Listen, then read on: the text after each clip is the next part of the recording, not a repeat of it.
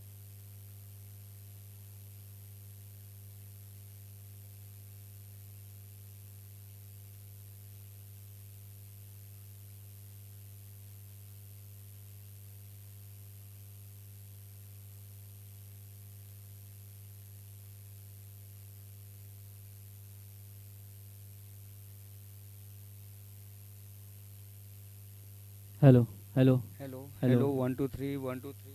1 2 3 1 2 3 hello मैं उतना दूर का रेंज कैसे पकड़ूंगा? बोलिए बोलिए। हेलो हेलो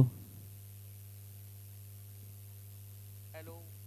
वॉल्यूम शायद आकाश कम कर दिया था। हेलो वॉल्यूम बढ़ाइए उसका 1 2 3 1 2 3 hello hello hello hello hello hello 1 2 3 1 one two 2 three 3 hello.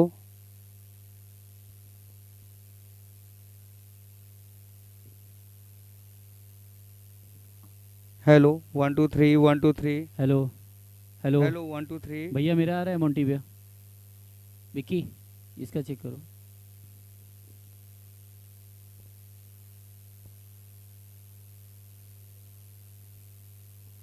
मैं उनको बता दूं।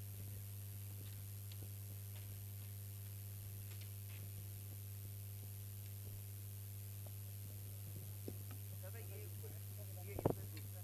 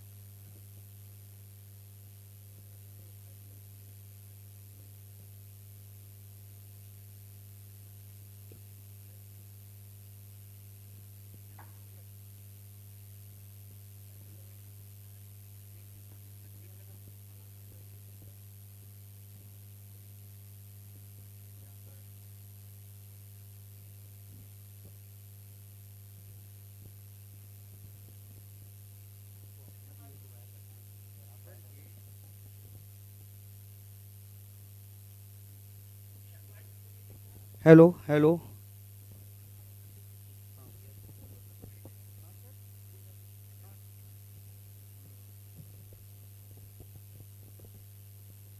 हेलो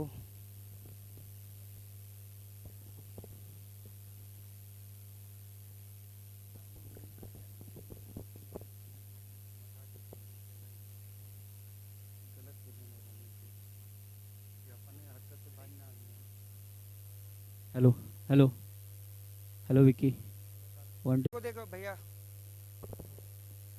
अरे सब केस हो जाएगा, हमें टेंशन देके हमारा रास्ता नहीं। Hello hello hello hello hello hello 1 2 3 1 2 hello 3 hello hello hello perfect है विक्की। बस hello hello hello hello hello hello 1 2 3 1 2 hello 3 hello hello hello Vicky hello hello hello hello hello hello perfect perfect है। Hello hello hello 1 2 3 1 2 3 hello hello hello 1 2 3 1 2 3 hello hello 1 2 3 1 2 3 hello हाँ भैया hello hello hello 1 2 3 1 2 3 hello hello hello hello hello hello 1 2 3 1 2 3 hello hello hello hello 1 2 3 1 2 3 hello hello hello 1 2 3 1 2 3 Vicky hello hello hello hello ठीक है hello perfect hello हाँ hello hello one two hello three 1 2 3 1 2 3 हाँ दोनों लोग एक साथ भैया भैया एक साथ बोलिए हेलो हेलो हेलो हाँ hello hello hello hello Vicky hello 1 2 3 1 2 3 hello hello hello hello hello hello 1 2 3 1 2 3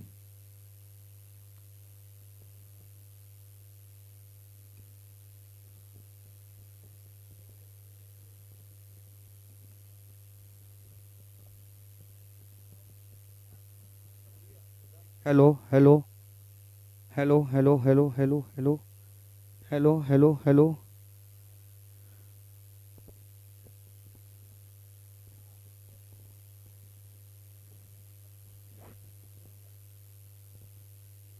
hello hello hello hello hello hello Vicky 1 2 3 hello 1 2 Vicky सही 3 है। हेलो हेलो सही है। Hello check hello hello hello hello hello hello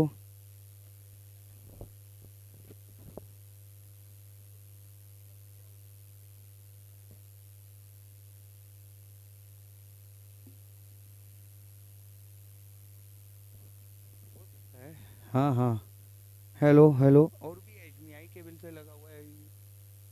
hello hello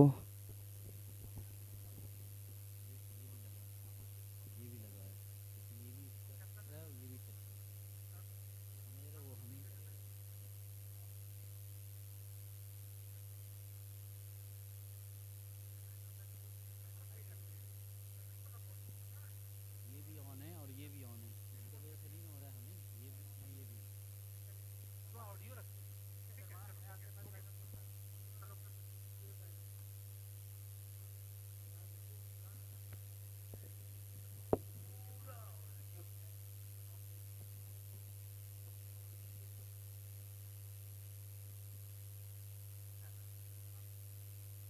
recording cut नहीं नहीं sir, sir मैं कोई भी camera आपका रिकॉर्डिंग कट नहीं होगा।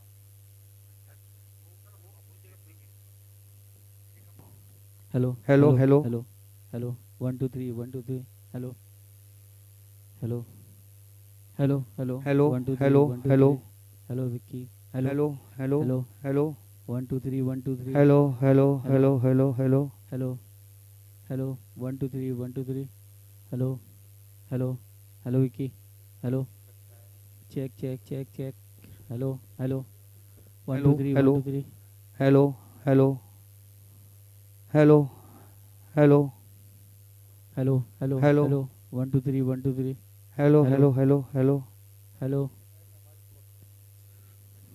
हेलो हेलो हेलो 1 2 3 1 2 3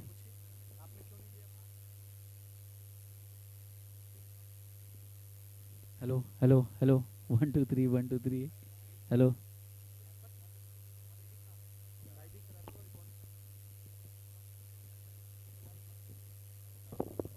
विक्की देखो, हेलो हेलो।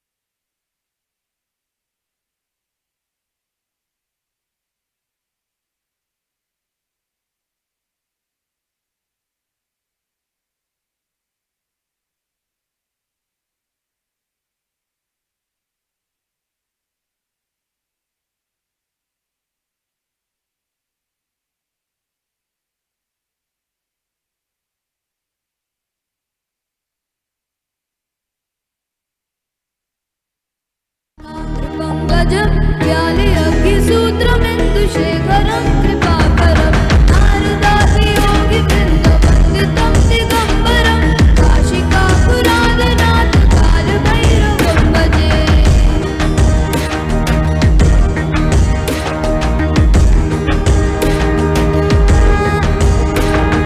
भानुकोटिभास्वरं भवाब्धितारकं परं नीलकण्ठनिप्सितार्थदायकं त्रिलोचनं कालकालमम्बुजाक्षमक्षशूलमक्षरं काशिकापुरादनाथ कालभैरवं भजे।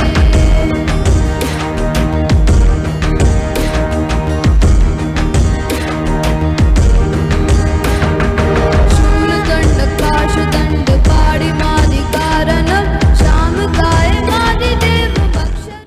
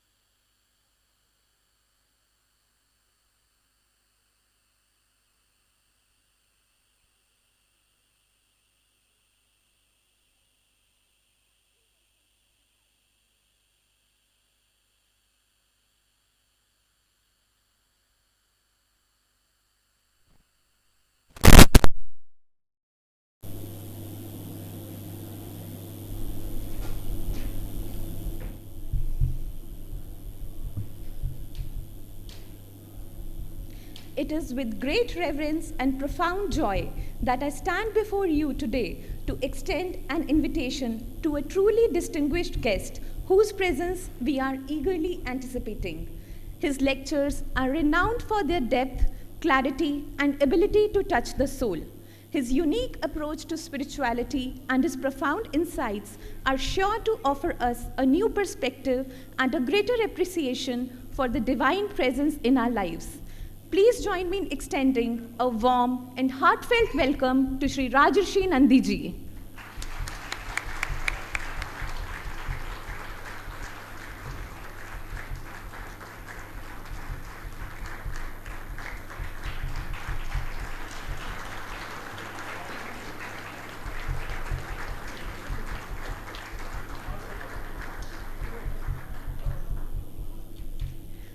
Now I request Harshji to welcome Sir on behalf of all of us by presenting a memento which is also a token of gratitude for his presence today.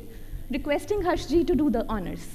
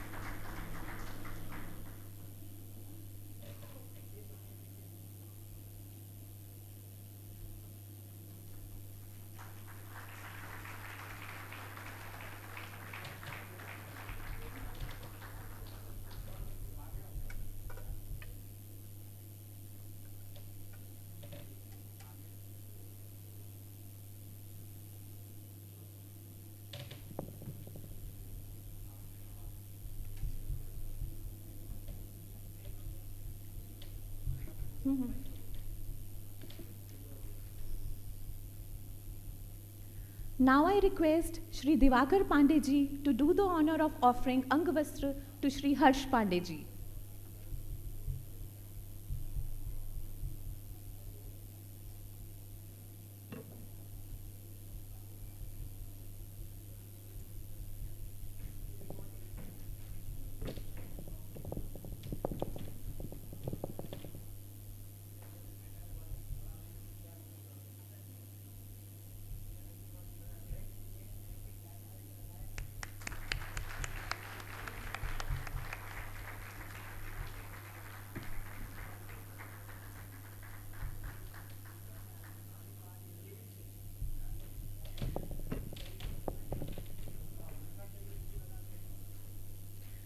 Shubham Kurutvam Kalyanam, Arogyam Dhan Sampada, Shatru Buddhi Vinashaya, Deep Jyoti Namostute.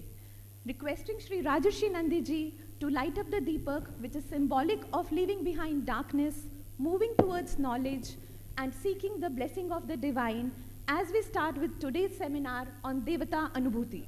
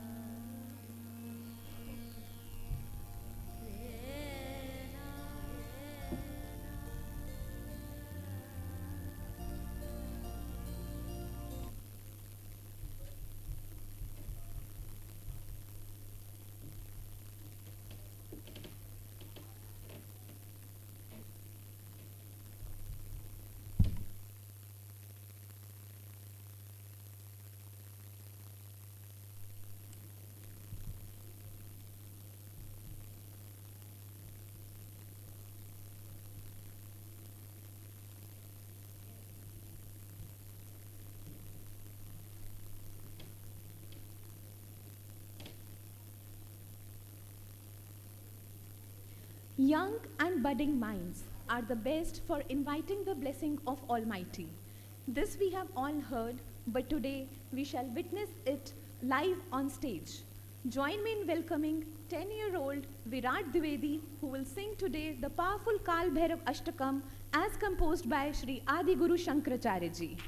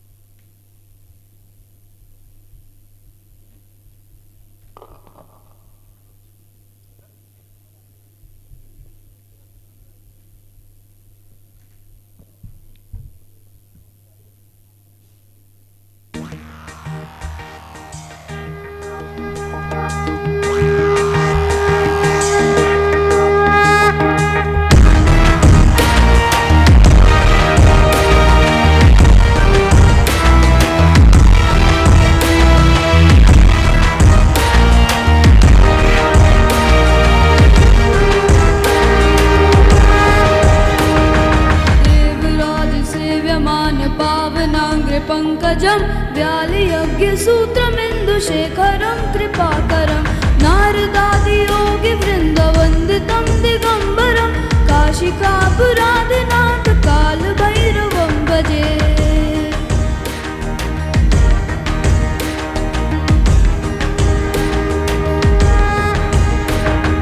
भानुकोटिभास्वरं भवाब्दितारकं परं नीलकण्ठमीप्सिताटुदायकं त्रिलोचनं कालकालमम्बुजाक्षमक्षशूलमक्षरं काशिकापुरादिनाथ कालभैरवं भजे।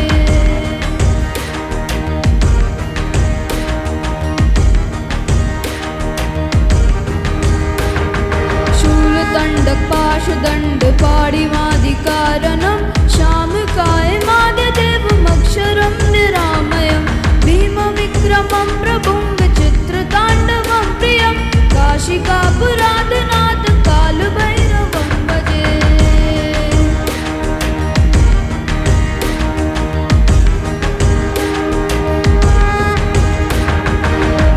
मुक्तिदायकं प्रशस्तचारुविग्रहं भक्तवत्सलं स्थितं समस्तलोकविग्रहं विनिक्वणं मनोज्ञहिं किङ्किणीलसत्कटिं काशिकापुरादनाथ कालभैरवं भजे।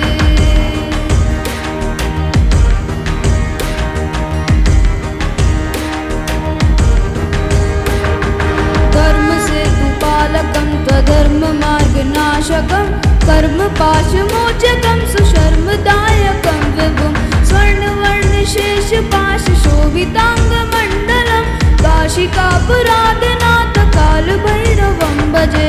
रत्नपादुका प्रभाभिरामपादयुग्मकं नित्यमद्वितीयमिष्टदैवतं निरञ्जनं मृत्युदर्पनाशनं करालदंष्ट्रमोक्षणं काशिकापुरादनाथ कालभैरवं भजे।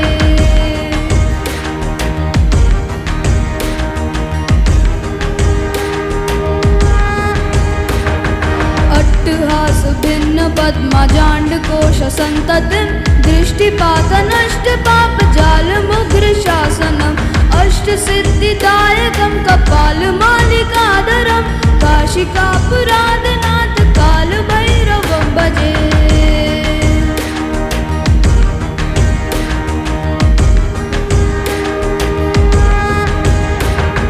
भूतसङ्गनायकं विशालकीर्तिदायकं काशीवासी लोकपुण्यपापशोधकं विभुं नीतिमार्गकोविदं पुरातनं जगत्पतिं काशिकापुरादनाथ कालभैरवं भजे। कालभैरवाष्टकं पठन्ति ये मनोहरं ज्ञानमुक्तिसाधनं विचित्रपुण्यवर्धनं शोकमोहदैन्यलोभकोपदापनाशनं प्रयान्ति कालभैरवं गृहसन्निधिं नराध्रुवं काशिकापुरादनाथ कालभैरवं भजे। कालभैरवं भजे कालभैरवं भजे।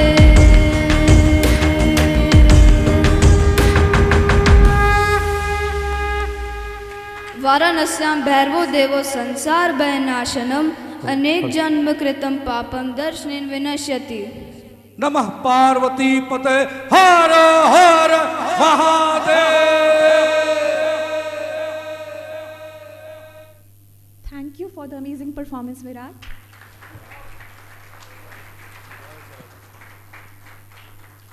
Now I invite Shri Harsh Pandey ji to come on stage and share his thoughts on today's seminar on Devata Anubhuti and the close affiliation of the two organizations dedicated for Sanatan.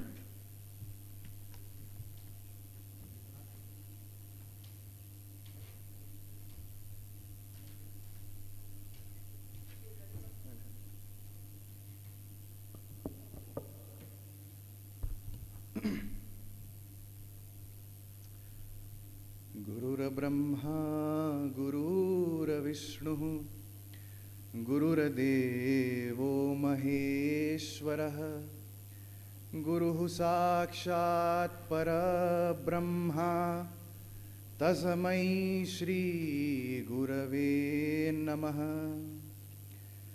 ध्यानमूलं Gurumurthy पूजामूलं गुरुपदं मन्त्रमूलं गुरुवाक्यं मोक्षमूलं Gurukripa. शिवो गुरुः शिवो देवा शिवबन्धु शरीरिणम् शिव आत्मा शिवो जीव शिवादयन्तरकिञ्चनः।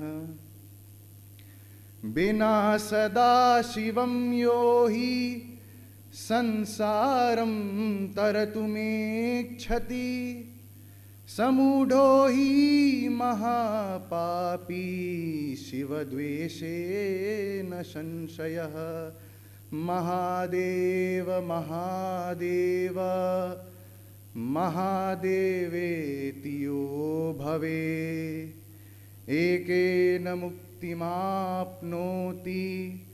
द्वाभ्यां शम्भूरिणी भवे वाराणस्यां भैरवो देव संसारभयनाशनम् अनेकजन्मकृतं पापं स्मरणेन विनश्यति.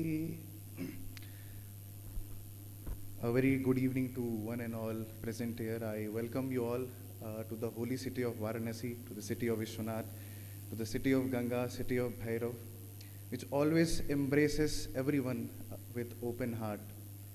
My heartfelt gratitude to Honorable Rajarshi Nandiji, who agreed to take out his time and share his experiences, which will help us all excel in our different level of spiritual journeys. Sir, it's my pleasure to share the stage with you. I wish to share an experience. When I met Sir for the first time, it was Makar Sankranti, 15th of January of this year, and we were supposed to meet for the early morning Mangala Aarti at the temple, which takes place around 3 a.m. in the morning. So just when we went to open the gates on the morning of the temple, I saw Sir for the first time, and he was surrounded by 2-3 black dogs, which Sir was also very joyfully embracing. And that was the first time I got an essence of the Bhairav Tattva, which is present in Sir, and in many ways I am very grateful to the Almighty that I have in any way the Sharan and guidance. And since then, both our organizations, the Kashi Achin Foundation and the Kamakhya Bhairav Upasak Foundation, we have come a long way. Every month doing seva with the sankalp of Sanatan Dharma Utthan, not for any individual person. Ved Pathshala donations, supporting the Ved Pathshala students, and organizing yagnas with the special sankalp of Raksha of Sanatan Dharma, with the Utthan of Sanatan Dharma, Jagriti of Sanatan Dharma. Apart from this, also certain very significant offerings being made in our Kal Bhairav temple. Firstly, the silver khappar, a very special pot which is dear to Bhagwan, in which the alcohol or the favorite naivedya is offered to Lord. The first episode of Khappar Seva is mentioned in our Puranas when Bhagwan Kal Bhairav went to Vaikuntha Dham, to the place of Bhagwan Mahavishnu, after the Brahmhatya dosh. He was struggling, he was there going across the universe just to get rid of the Brahmhatya dosh. When he went to Vaikuntha Dham, Bhagwan Vishnu could from a distance observe that Sakshat Shiva Swarup has come to his place. If you observe the Swarup of Kal Bhairavji, if you have ever went to his temple or if you visited our temple also, if you closely observe the Swarup of Bhagwan, he is Sakshat Shiva Avatar, not just for the sake of saying, but the physical appearance also. We worship Bhagwan Shiva in the form of a Shivalinga, but Kal Bhairav, I say, is a walking Shiva. If you observe his Swarup, Trineth, third eye is there on forehead. Chandrama is there adorned, carrying a Trishul. Ganga is flowing from Jatas and is having additionally one thing, which is a dand to both punish and reward the devotees in proportion to their punya and pap. So when Bhagwan Kal Bhairav went to the Vaikuntha Dham, Bhagwan Vishnu could observe from a clear distance that Sakshat Shiva Avatar in all his Swarup has come to the Dham, and Bhagwan Vishnu offered his Dandavat Pranam to Bhagwan Kal Bhairav. And Mahalakshmi Devi, the eternal consort of Bhagwan Vishnu, she offered Dakshina in the Khappar of Bhagwan at that time. So from that time, the Khappar Seva is supposed to be the highest Seva to Bhagwan Kal Bhairav, and anyone who does this Seva is blessed with not only the blessings of Bhagwan Kal Bhairav, but also Mahalakshmi Devi. This significant offering was made this year under the guidance of Sir. And just yesterday, in the Bhog Aarti, with the blessings, guidance and grace of Bhagwan, we also managed to offer a silver Sheesh Mukut and a silver Trishul to Bhagwan Kal Bhairav, symbolic of assurity, protection, fearlessness. And it is all become possible with the guidance, with the Margdarshan of Bhagavan Mahabhairav himself. And all this again, these offerings again have been done with the sankalp of Sanatan Dharma Raksha. This is one unique aspect which I encountered after meeting sir. The way he combines the aspect of sadhana and seva together. Both are not very different. But the way to do the seva, if you're doing seva with the right hand, the left hand should not get to know it. And if you're doing it with what sankalp? Not for any individual person's need, greed, but for the raksha of all. For the utthan of Sanatan Dharma as itself. Dharmo rakshate rakshita. If we protect our dharma, dharma in turn will protect us. If any message we have to carry from here, it will be this. We all have our needs and aspirations. That's very natural too. But in the course of pursuing our daily, day-to-day life, if we can have some element of Sanatan Dharma Raksha or some element of Sanatan Dharma Suraksha which we can teach to our children, we don't have to go very far away. We have to make them aware of our ethos, our values, our pluralism in the best way as we can.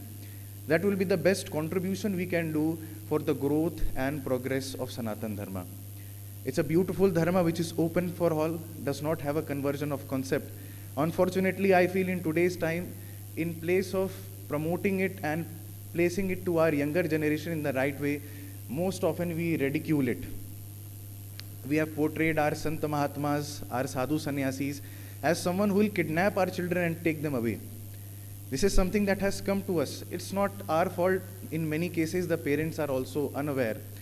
And simultaneously, if we see in other dharmas or religions, then there is always this sense of teaching their children, be it as small, as minuscule as possible, some elements of dharma, some elements of their religion, which is there grounded with them. Kashi Archan Foundation has been dedicated always to connect the devotees with the Vimukta Kshetra of Kashi. Kashi was never known for Ganga Aarti, Kashi was never known for the Banarsi, again apologies to the ladies here. Kashi has always been the place of spiritual enhancement. When you come to Kashi, you experience that level of spiritual consciousness elevating to a different level. People have come to Kashi always for different reasons. Some came to Kashi to live, some came to Kashi to die. Someone, especially now from North India, they come to have their daily earnings or have a better livelihood opportunity. But always you wanted to come to Kashi. And Kashi has always represented that level of spiritual consciousness and elevation of that spiritual consciousness. And when we focus on the minute things rather than on the larger and broader perspective, we limit ourselves and we do not gain as much as we should from our Kashi Yatra. We have always been conscious of this fact, and this is one of the reasons we have been trying to rejuvenate and bring into public awareness some of the ancient parikrama yatras which were done in Kashi. Kashi, if you see, is a yantra. It's a beautiful yantra. It is also one of the most astrologically significant places. Any problem you have in life, Kashi has a solution for that. Kashi has a Puranic, Kashi has a Paddhati-based ritual offering, or just if you go to certain places, have dhyan, have meditation and darshan, your problem will be taken care of. So instead of going to other places, trying out different things, unfortunately in today's time, certain people go to different religious places also for their problems. Kashi, my dear friends, has a solution to all. Come and experience it lively, come and experience it with open heart. Go to the right places. There are certain parikrama yatras which were very prominent then, but today very less people are aware, and people, those who come also, and millions are coming today, but they'll go to the important places, say Kashi Vishwanath, Kal Bhairav Ji, Vishalakshi, maximum Ganga Aarti, Annapurna Ji. It is beyond that. These places are significant. It is mandatory. Without going to them, your Kashi Yatra is incomplete. But make sure to also go to those certain places which have always been that spiritual center of conscious upliftment, of sadhana upliftment. There are certain places, these yatras which we have started covering, the Dwadas Jyotirling Yatra. Not many people know that all the 12 Jyotirlings are present in Varanasi.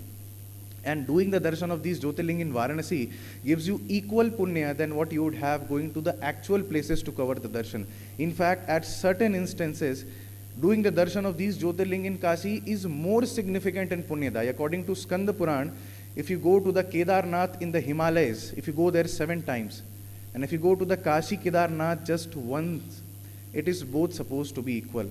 Such is the massive significance. In fact, if we talk about the Puranic significance, just there's been so much talked about. Just if you come to Kashi, the moment you leave your home in the journey for coming to Kashi, then in between the number of steps that you take, it yields you more punya than an Ashwamedh Yagna performed every single step. Such is the massive significance of just coming to Kashi. Leave apart going to darshans, leave apart performing rituals, leave apart doing anything else. Just if you come to Kashi, my dear friends, you are blessed, and I'm sure many of us who are sitting here would have come for the first time. Hence, I felt it was appropriate on my behalf as a host of Kashi to tell you about what you should not miss during the course of Kashi Yatra, when you should have an open horizon to going to places, going with the right intent, and experiencing that uplift in sadhana, spirituality, and consciousness. Just I was mentioning about the Niswarth Sankalp which we have been doing for Sanatan Dharma Raksha. I feel it is only appropriate of me to mention here that this past Ashtami, the community jap which are done for the Sankalp of Sanatan Dharma crossed 1 crore in figure mark.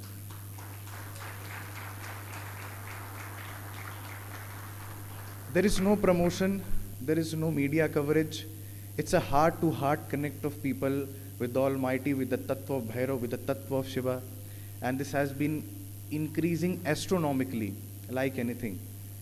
I just wish and pray today that may the Lord of Time bless us all with fearlessness, with courage, with strength, with determination to protect our dharma, and with the appetite to always stand for truth, courage, and righteousness. With this, I thus rest my words, and I invite Sir to come on the podium and bless us all with his words.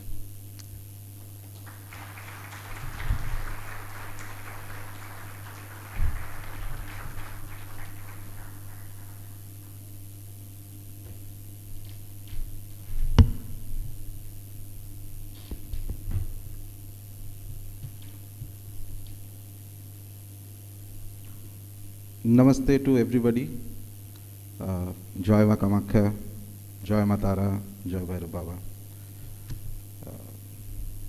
It's a terrific occasion to be present in this very ancient and very holy and extremely auspicious city of Kashi to speak on a topic which is actually quite difficult.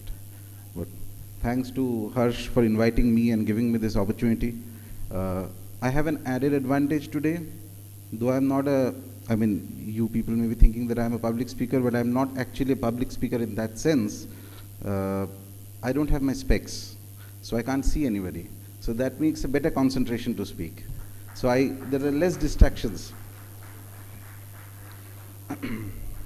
No, it's wonderful what, just before I start, it's actually wonderful that this kind of a event is being organized, and it has been done so well by the Kashi Archan Foundation, and which is led by Harsh, as you know.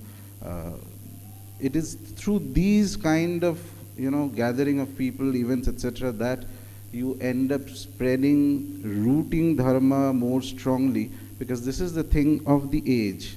You walk according to the age. That is how this thing spreads, that's how this thing survives, and that's how it passes to the next generation. So thank you for doing this.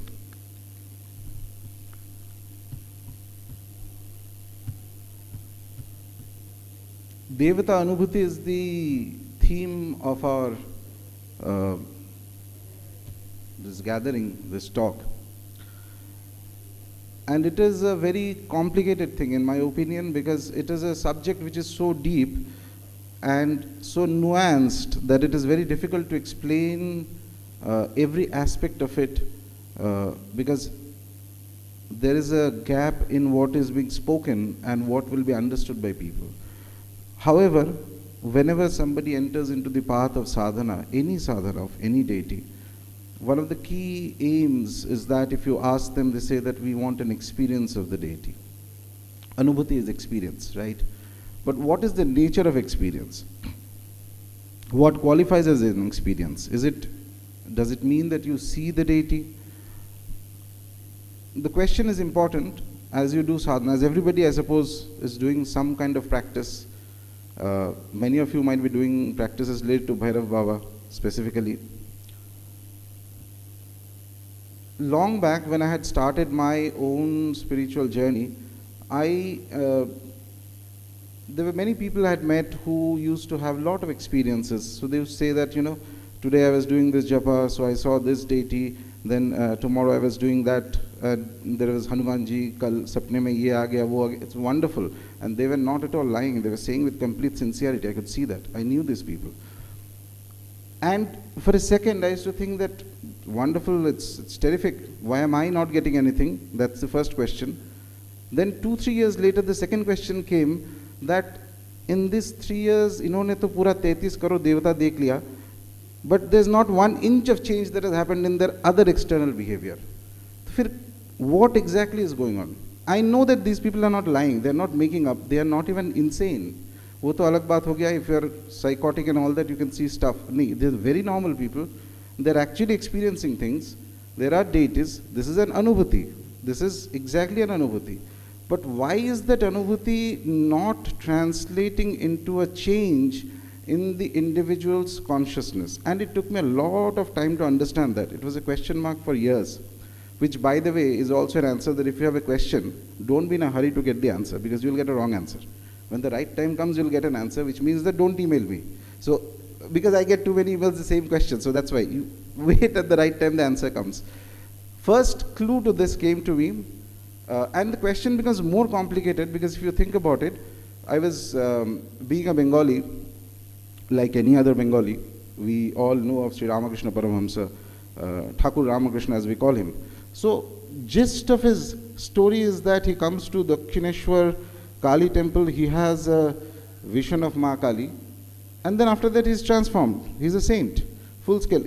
Such a huge saint that even 100 years later people are putting up photos in the houses and doing pranam to him. And then there are people who have seen almost every deity that I know of, and there's been not 1 millimeter of change in their consciousness. So what exactly is going on? That is because not all seeing is the same. These things, when it comes to the question of experiencing a deity, your first experience will happen through the Pancha Indriyas only, which is you might see something, you might hear something. Even more powerful, you might actually smell something. Some deities, when they start appearing, some beings, not just deities, there will be a specific kind of an aura, a kind of sugandha, right, in the atmosphere.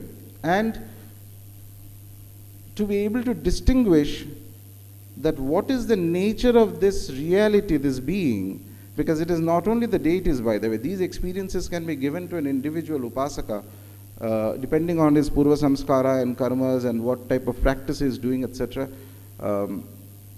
By other entities also, between the sadhak, you, me, wherever we stand, and the deities, the gap is immensely huge. Every realm of reality has different types of existences, beings in these realms, and any one of them can bring about a flurry of experiences in an upasaka.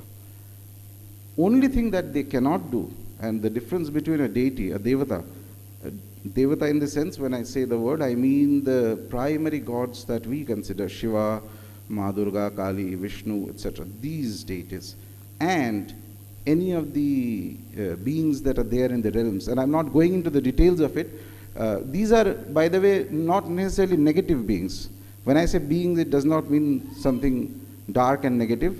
It's just that, say, if you see a Tantra Puja of Devi, or if you, those who have worshipped the Sri Chakra, you will know that every avarana has all various kinds of yoginis are there, beings are there, bhairavas are there, etc., surrounding the Mula Devata. So these are the parivaras of the main deity. Any of the parivar devatas can also give you an experience, an anubhuti. What they cannot do is take your mind into a meditative state. Meditation Genuine meditation is the one benchmark that separates at every stage between how deep an upasaka has actually reached. Nothing else is a foolproof mechanism. Not experiences, not intuition, not vision, not dream, nothing. All of these things can come because of a multitude of factors. Some could be from some entities, some beings, some could be from purva samskaras, the deities you might have worshipped, etc. But what changes between when an actual devata starts interacting with an upasaka, and that is a stage, do not aspire for it on day one. The important thing is that the reason why we do sadhana is so that we transform ourselves, so that we have the capacity to take that power. Because a deity's power is tremendous. A devata is a reality, by the way. You have to start believing that it's a reality, like you consider, like everybody else in this room is a reality, like your friend is a reality. That way it is a reality, but much more abiding, much more stronger, much more eternal compared to a human being. A human being has only what, 50, 60, 70, 80 years of life, then you are dead. A deity has infinite life from our perspective. They were there even before the first human came through evolution, and they will always be there if tomorrow, say by some miraculous event, all humanity vanishes. So deities are that longer in their existence. And the deities are also very abiding. That is a reality. Stronger reality than the flesh and blood reality you see around. So they have the capacity to cause changes. Is there a problem here? It's fine? I'm trying to. Okay. So important thing is that as you keep doing sadhana, you will have experiences. Anubhuti is an important aspect, because obviously there's somewhere or the other the mind craves for an experience. But not all experiences are transformative experiences. It is important, therefore, and this is a very complicated topic, because while there are many shastras that will tell you, the texts that tell you details of how the ritualistic upasana of the deities have to be done, the stories of the lores, the divine stories of the deities, the devatas that cause a transformation if you study them, there is very little literature that goes deep into the categorization and the analysis of the nature of divine experiences. And this is a very vast topic. Swami Vivekananda used to say that of all 100 people who start sadhana, almost 70 of them will leave halfway, and then of the 30, 27 will go mad, and perhaps 3 will reach, which is very fair assessment in my opinion. Because the 70 who leave halfway is because what happens is when you start the sadhana, your graph normally goes like this. You'll have a flurry of experiences, many things will happen, whether it's material, spiritual, you'll get more attracted towards it. And then, after a stage, the sadhana moves at a very flat line condition. It is here that the real test starts. Whether you are able to continue doing the sadhana, even if there is no experience happening, even if there is nothing happening, not even a leaf will move, but whether you have the ability to carry on day after day, day after day, year after year, year after year, year after year. This is a marathon. This is not a 100-meter race. Those who have that capacity, and that's why whenever I'm guiding somebody or whenever I have to advise somebody, there's the 3 things I keep saying: consistency, discipline, patience. If you have these 3, you will succeed. If these are not there, it does not matter what range of experiences you have, how much intuitive ability you are born with, you will not have the stamina to go till the end. That's very simple, because this devata sadhana, to reach a stage where you change your consciousness to be able to have a direct interaction with the deity in a transformed manner, or to put it in other words, to change yourself from the human condition into a state where you are not affected by the sorrows and miseries of life. Because that is the one question that has always affected all great siddhas, philosophers, this and that, the root of everything. How does suffering end? The moment you're born, you will have to suffer. The only way you escape suffering is if you transform yourself. And that transformation is very, very tough. In order to be able to do this transformation, we worship the gods, because they are already in that state. They can help you in that. However, the problem is that they are not interested to help you unless you show commitment. And their commitment is very different from the human sense of commitment. So that is why the general dictum that used to be said that 12 years of unbroken sadhana has to be there. Then the deity sees that, okay, this fellow is serious about what is he doing. And therefore they will start, then their parivaras, etc. will start taking notice and start, range of things. So when it comes to experiences, the defining experience is depth in meditation. Remember this always. Dreams, intuition, flashes, visions, all these are wonderful, but they're not a guarantee of progress. They're not a guarantee even, in some cases, that it is an experience that is coming due to the Devata. There are many factors that can cause these things.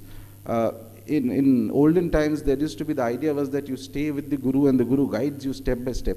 In this age, that is hardly there. Even if you have a Guru, it's very likely that you will not be staying in the house of the Guru. So he or she may not know what you are doing on a day-to-day basis. So that is why, and precisely this reason, when I started, when I asked people to do Om Bhairavaya Namah Japa, which is a very, very simple format, the idea was that it should be something that is easy to do and that has the least amount of risk. I had no idea at the time that a lot of people will be, actually doing this. It was more like among a very closed group of people. I had first introduced the idea, and then within a year, as in the last Ashtami Tithi, the total number of japa crossed, it went more than 1 crore, which is wonderful. I mean, I take that as a sign that it is Bhairava's will that has caused it. It's not my doing. When I have not even put any effort into it. And when people used to say that, people who are, some of the people whom I guide, that we should do more about spreading this. So I'm a very laid back, chill kind of individual. So apne aap se hoga, nahi hoga to nahi hoga. It's all right. It's not my responsibility. I don't own this. So if I don't own this, if it doesn't work, that's also fine. However, this saves you from certain kind of, if you attach yourself too strongly to that I have to get X, Y, Z result, etc. If it happens or it does not happen, you are not able to transmit the blessings of the deity or the channel the will of the deity properly. And that comes at a time when one goes to a little deeper into the sadhana. Anyway, when it comes to anubhutis, one of the things that happens specifically, now let's come to Bhairava Upasana. One of the things that happens is as you go deeper into the sadhana, your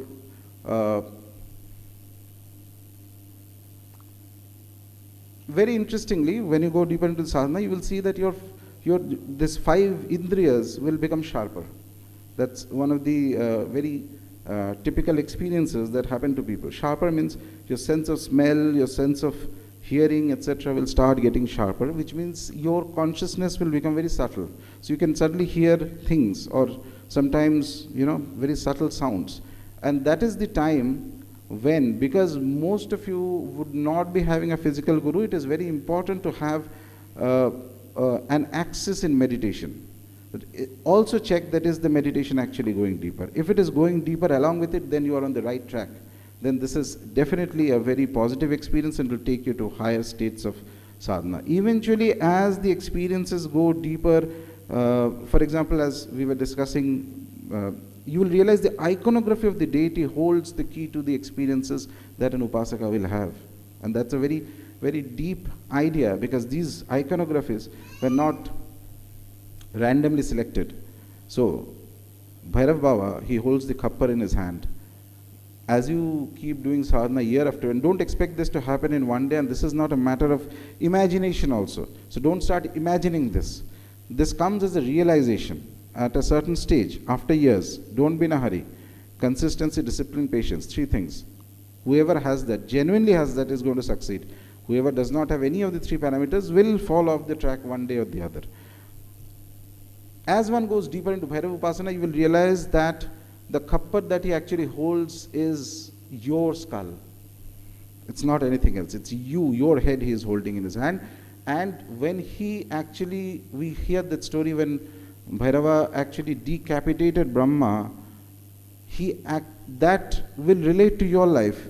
He is going to decapitate the mind that runs around here and there, that thinks that it has created its own universe. So this is me, this is my family, this is my office, this is my spouse, this is my children, this is my clothes, this is my identity. I go on the road, somebody says this, I feel happy, somebody says that, I feel sad. That is the Brahma that you have created in your own head. One day Bhairava comes, decapitates that Brahma. With that skull he puts it. Your mind that runs around will stop. Absolutely stop. And when the mind stops, it's like this, imagine this lake, beautiful, powerful lake. And this is a metaphor that has been used many times in spirituality by many great acharyas and siddhas. I'm just copying from them, but this is the best example that I've found. So there's this lake which is very disturbed. It's constant water ripples everywhere. You can't make out anything. That's the mind. The moment Bhairava cuts off the mind, everything becomes still. And the moment it becomes still, there's nothing you can see, as if the water does not exist. Deep inside the pond, then you see something else exists which does not change easily. That is then the start of genuine spiritual progress. That is the anubhuti that one seeks eventually. And that is the only experience among thousands of experiences that can change any average human being into an absolutely divine condition. That one experience is why masters like Buddha would sit for 50 days in meditation, or whoever it is, etc. That point, and that Bhairava gives the day he decides that he's going to show you that it is your skull, your mind that he holds. He grips you. It is not your buddhi that is running yourself. Once that comes, then you realize that state, the term that is used in the Bhagavad Gita, nimitta matra. And it is not a statement of, false humility. False humility is far worse than being actually officially arrogant, if you ask me. But it is not a matter of false humility. You actually realize that what is nimitta matra. You have done nothing about it. Everything is controlled by a higher force. It is getting things done. If it succeeds, good. If it does not succeed, that is also good. Neither was it your responsibility when it succeeded, so you don't deserve the praise. Neither is it your responsibility if it failed. But what you did was that what you have to do is that you do it with the greatest possible dedication, and that brings about a terrific joy inside that opens up. Once you disassociate your mind from getting attached to the things that you're doing, that itself is a sadhana. Nature suddenly opens up things that you could not imagine were possible. Long, vast distances. It's vistas of things you normally can never imagine will be shown to you. But only condition is that you stop attaching yourself to what you're doing. That itself is the state which comes as one keeps doing Bhairava sadhana eventually. So that is the kind of anubhutis that people, those who succeed, and many will, because obviously it is somewhere the will of Bhairava that so many are suddenly chanting this mantra of his. It's very simple Nama mantra, nothing complicated. And the idea was that Bhairava sadhana has many aspects. There are hardcore sadhanas that happen in cremation grounds. No one is asking you to do that. Simple one that you can sit at home and do. And relate to eventually the tattva of Para Bhairava. Para Bhairava is the one consciousness that has both Shiva Tattva and Shakti Tattva inside, which is in the 36 Tattva scheme, which is the highest. Everything is inside him. Everything. Positive, negative, everything. It is a form of Advaitam, but it is not the Vedantic Advaitam. It is the Devata Advaitam. It is, you might call it the Shaiva Advaitam, where everything is Shiva, where everything is Bhairava. So that state, that Tattva, can eventually come, and I believe will come to many people, because there are so many doing this sadhanas. So I hope that you have a gist, because this is a very difficult and complicated topic. You get a gist of the idea of what Devata Anubhuti, or what is the right type of Anubhuti that you should look forward to as an Upasaka, that is going to help you grow and help you go ahead and help you transform into whatever it is that you are meant to transform into. Jai Bhairava Baba.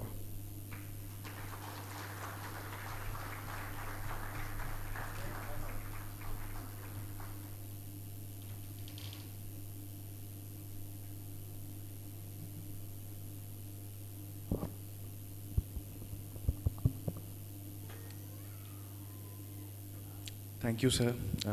Really, words flow from your mouth like the Ganges water flows in Varanasi. Aviral Nirmal. Thank you so much for your words of wisdom and blessing to all of us. My first question to you would be, sir, now that we see the scale of Bhairav Naam Jap increasing day by day, I deliberately use the word astronomically increasing, because 1 crore, sir, is the count that we are having, but personally also I know many people who have done lakhs of japas from the time they have started. They are not part of the initial counting. They are doing it in their own solace. They are doing it in their own comfort, and there are many such people. So the quantum of japas that we are seeing, sir, and it is increasing day by day. Where do you see, sir, this going ahead? You very rightly and very beautifully mentioned that this is not owned by you. But, sir, without guiding anyone, you have guided so many. Without initiating anyone, you have initiated so many. So now that you see this beautiful process has come to this stage, it has become in a way a revolution where millions and millions are doing these japas. Almost everyone, I'm sure, in the neighborhood or in the second house is doing this japa today, or some part of Bhagwan Kal Bhairav. Where do you see, sir, this going ahead? And of course, it is Devata's will that it is increasing at this pace, and it is catching the influence of so many people and so many minds. Apart from it, sir, why? Because the Naam Jap is very simple, as you mentioned. What is the inherent essence of this Naam Japa that is catching people's mind and is spreading like a pandemic now? And where do you see, sir, going this ahead in today's time? Hello. Everybody is able to hear me? Yeah. So the first thing is that first effect of the Bhairava Tattva that comes to any individual who does japa of this mantra is that it brings a sense of steadiness and fearlessness. So in Tantra or any Upasana Paddhati, two important aspects to any sadhana or an Upasaka. The first thing is the Adhara Shakti. Adhara is your mind and body. So basically, do you have the capacity to take the Shakti of the deities? That's very simple. First, basic question. So unless your mind and body has the capacity, you simply can't take it. Even if a deity were to genuinely appear in their own full force and power and try to transform you, it is most likely to cause a nervous breakdown in the Upasaka unless the Adhara is very strong. And that is the difference between coming to that what I was talking. There are hundreds of people who see various deities and yet nothing happens. That is because the deity doesn't come in their full Swarupa. Some of it is mental projection, some of it is a very Purvajanma's thing and all that. But the real transformative effect of a deity comes when he or she comes in his actual power and strength and glory. Then you transform. Either you will transform or you will be shocked like you have never been shocked. Very bluntly putting it. I had this experience once, long back, years ago, when I first did my 40-day an Anushtan of Bhairav Baba. Very simply, I had no idea what an Anushtan is, just like that I did it.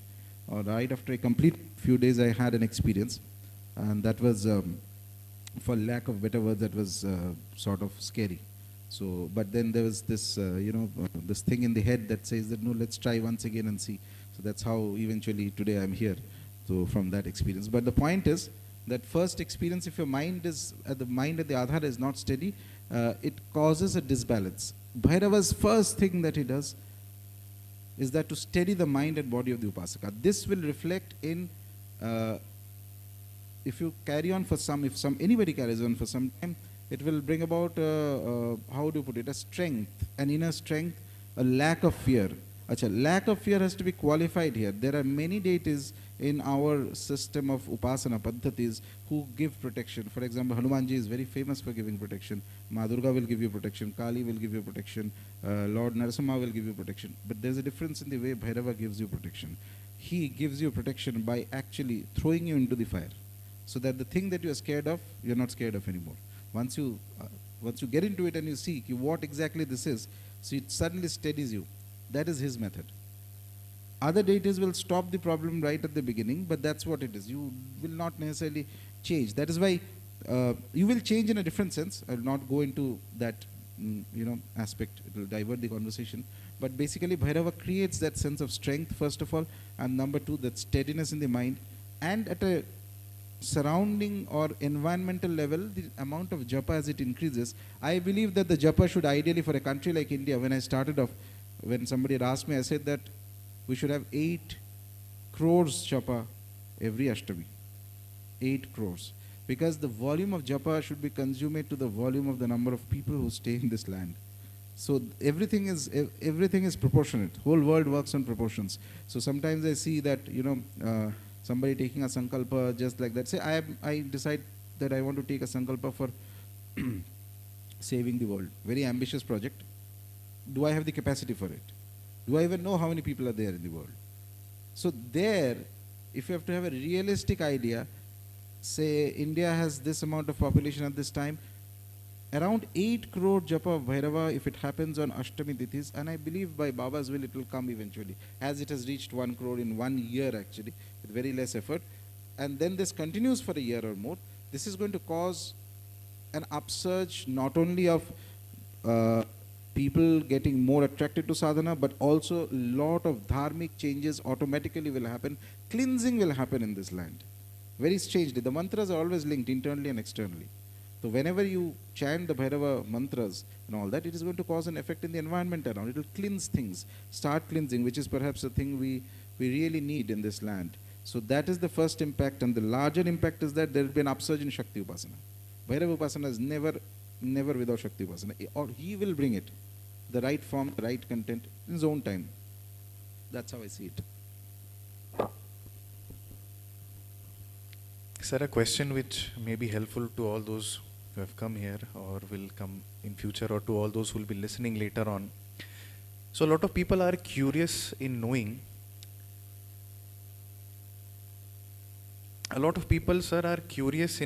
that when they are going to a shrine of Bhairava, when they are going to the temple of Bhairava, what should be the right approach, right instinct, right mindset, if at all offerings that should be carried during the course when you go to have his darshan. Unfortunately, Bhagwan has been portrayed in many negative ways also. There is a paddhati of offering alcohol and tamasic offerings during the course of certain anusthans and pujas. But for someone who is into this path of sadhana, someone who is into this path of spirituality, how should he go to approach his devata in Sakara Swarup when he's going to a temple? And if at all I can narrow down the question, how should one go when he's coming to the Kashi Kal Bhairav temple?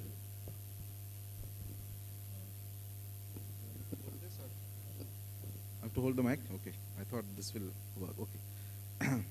Okay. So first thing is that you ask yourself, and that goes for all temples, are you visiting like a tourist or are you visiting like an upasaka? So if you are visiting like a tourist, you can go anytime, any day, anywhere. Nobody is stopping you. Free country. If you are visiting like an upasaka, you have to first understand that why you want to visit the temple, what is the significance of the deity, and what upasana of the deity have you done. So in my opinion, as I tell people, that if you are doing Bhairav Upasana, try to visit specifically the Kashi Kal Bhairav. He is magnanimous. There's no words. I can speak whole day, 24 hours. If I speak, even then it will not capture the full vastness and depth of the deity who is inside that, whose iconic form is inside the Kashi Kal Bhairav temple. Immense, immense. So 5 months, 6 months, or whatever period of time, whatever sadhana you are doing of Bhairav Baba, and then take a few days and come and visit the temple. And when you visit the temple, not only visit, most important thing is, apart from visiting, stay there, say in Kashi. Kashi, the whole of Kashi is Baba's land, if you look at it that way. It's not only the Kal Bhairav temple, whole of Kashi. Everywhere his presence is there, Ghats his presence is there, anywhere. So you stay here for say 3 days at least, and you do the same sadhana that you're doing at home. Don't just visit like a tourist. You sit here, you do the mantra japas. If you want, keep some, the easiest offering that you can do is 1 coconut and 1 vastra, 1 dhoti. That's it. If you don't want to go more complicated sadhanas, complicated processes. Just that, keep in front of you, sit and do your japa, whatever japa you do normally, and then you go to the temple and offer it. And remember, if you do it in this sense, when you visit a temple with this kind of a mindset, from the moment the thought comes into your head, ki now I will go to the temple, your sadhana has started. The visit itself is a sadhana. How you visit, what happens there, what reactions happen naturally, that will tell you everything. If your mind and the discrimination capacity is opened up by the anugraha of the devata and the gurus, then you will know ki how my sadhana is going, if there is something that needs to be changed, what is the mood of the deity. And that's a very interesting topic, by the way. What is the mood of the deity on that particular day towards you? What blessing he can give you, what he cannot give you. This idea of the mood of the devata, by the way, also comes to us in some of the tantras, which from where it's translated into a large part of North India and other places, where we see the where is Lord Shiva sitting on that particular day and tithi, based on which kamya prayogs and kamya sadhanas are done. Ki if he's in the cremation ground on one particular, there's a calculation behind it. Then if you ask him for gold or for a job, it's unlikely to happen, because he's not in the mood for it. He's in a different mood. So these type of things are there, but not going into the complexity. First thing is that if you have to offer, do your sadhana. Offering to secondary hai. First is do your sadhana. Then you visit with the right kind of attitude in the mind, right shraddha. Dhoti is a very good thing to give. Coconut is a very good thing to give. And if the temple has the custom of offering, sanctified alcohol, which is in the tantras mention it as karan specifically, by the way, because there's an amritikaran of it that is to be done technically when it is done. So it changes the tattva of it from being something that can cause dangers to the human system into something that is a divine offering. So that if there's a system in place, you can easily go and offer that. It does not mean whether you partake of it or not is irrelevant. Remember that when you are doing the Devata Upasana, it is what the deity likes that you have to give. It is not what you like. ये बहुत important चीज़ है. I know great Bhairava Upasakas, absolutely sattvic in their lifestyle, but they have no qualms in offering alcohol to Bhairava as and when needed. And they do it not randomly. I've sat in their puja, suddenly they'll say that Ravi Baba needs this, so they will get that. They, at a very high state, they can transform water into alcohol. That also I've seen. Very high state. That's not, don't even think about it. वो नहीं होने वाला है. वो rarest of the rare. But it's possible by His grace. He tells you how to transmute the most sattvic, simplest thing into something that is tamasic and then change it back into again sattvic. He can do all that. So your point is that you follow the paddhati, follow what is set by the tradition, by the gurus, by the acharyas, by the system. So you know that this road works. Don't try anything innovation. And if you are, if you are not keen on offering alcohol, no problem. You give a dhoti, you give a coconut, etc. However, one thing is to be remembered, that when you are asking for something, that is, if you are going nishkama, then if you offer anything, that is also fine. But if you have some desire in your mind, then these rules will not work that way. You have to decide ki kya kaun sa cheez is appropriate to give to the deity, so that he gives you whatever jo bhi aapka, whatever the mind wants. So that way. Sir, a follow-up trivial question on the same. A lot of people have this confusion, a confusion created, I feel, of whether they can keep some Bhairava Murti in their puja room or not. And there are certain yantras which have always been kept in the house of Bharat, in all across the states of India, which have always symbolized assurity and protection from Bhairav Baba. So what is your take? And for all, if you can answer today, is it appropriate to keep a Bhairav idol, a Bhairav Murti, or a Bhairav photo in your home? It is absolutely 100%, 200% safe to keep a photo of Bhairav Baba. And if you are in confusion, keep a photo of Kal Bhairava of Kashi. Absolutely, absolutely, absolutely safe. Don't go for all, do an internet search and find the most obscure kind of photo. I have seen people sometimes do that. Take the standard photo of Bhairav Baba that is there in a temple, like in Kashi Kal Bhairav. You keep that, or Vatuk Bhairav. You keep that. That is absolutely perfect. I don't think there is any problem with that. When it comes to Vigrahas, there is nothing per se wrong in keeping a Vigraha. I myself have a Vigraha of Bhairav Baba at home that was gifted to me by somebody. And that Vigraha is, it behaves in an interesting way when I do Abhishekam of the Vigraha. As surroundings behave, the Vigraha doesn't.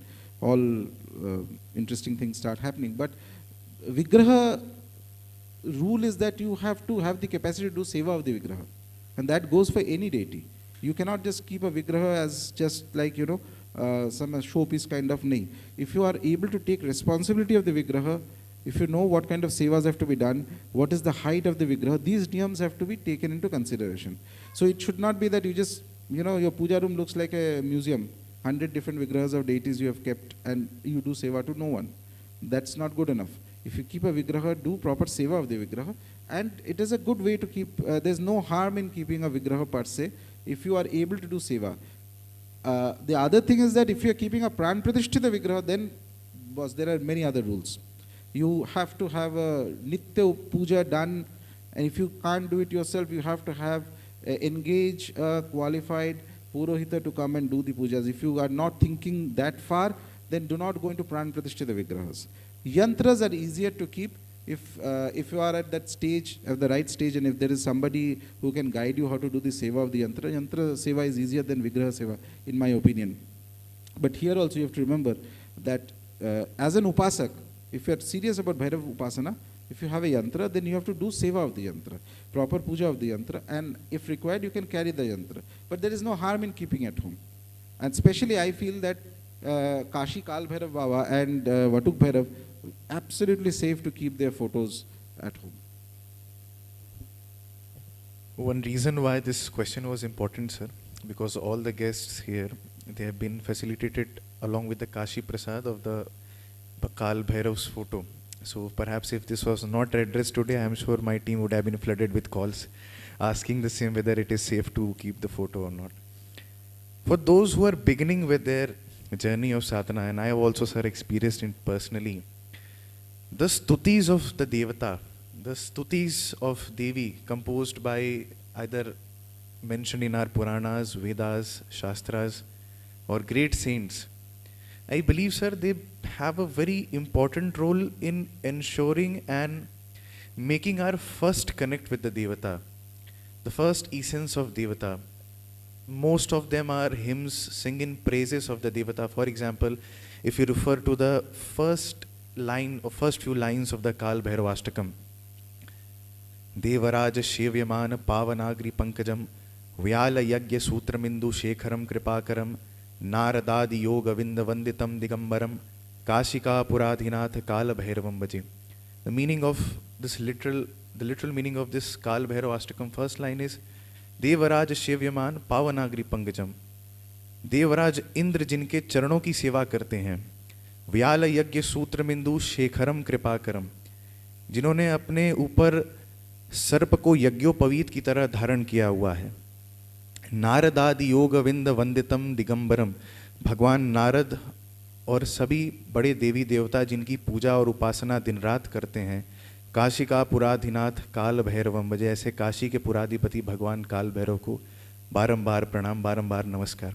I believe, sir, these stutis which are simple in understanding, they make our first connect with the Devata, and certain stutis, especially of Bhagwan Shiv, say Rudrashtakam, Shivashtakam, Lingashtakam, I believe they are mokshdai in their own way. If they are continued over a period of time, sung with emotion, they really connect with the Devata.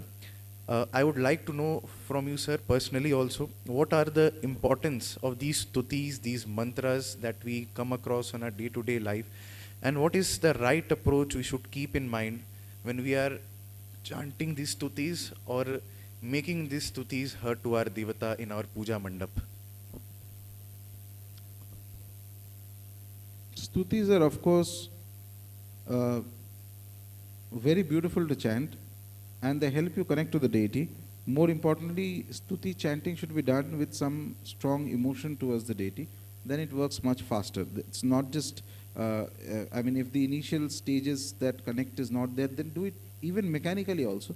But again, the important thing is that as you keep doing more volumes of the stuti chant to the deity and you're worshipping the deity, it helps in boosting your shraddha and bhakti and your connection towards the deity. It is absolutely beautiful to do. In fact, I, not just for Bhairav Baba, when speaking specifically of Kamakhya, I encourage people to do the Kamakhya Stotram instead of any mantra of Kamakhya. Stotram is a very beautiful thing to do. As you keep doing the Stotram, eventually there is some blessing of the deity that will come to you, little bit, and that also feels beautiful. That helps you that encourages the Upasaka in the path, and pulls him or her deeper into the sadhana. So do the stuti, do it with devotion, slowly understand the meaning of the stuti, and in some cases, even doing sort of taking a sankalpa and doing a stuti as an anushthan is also very useful.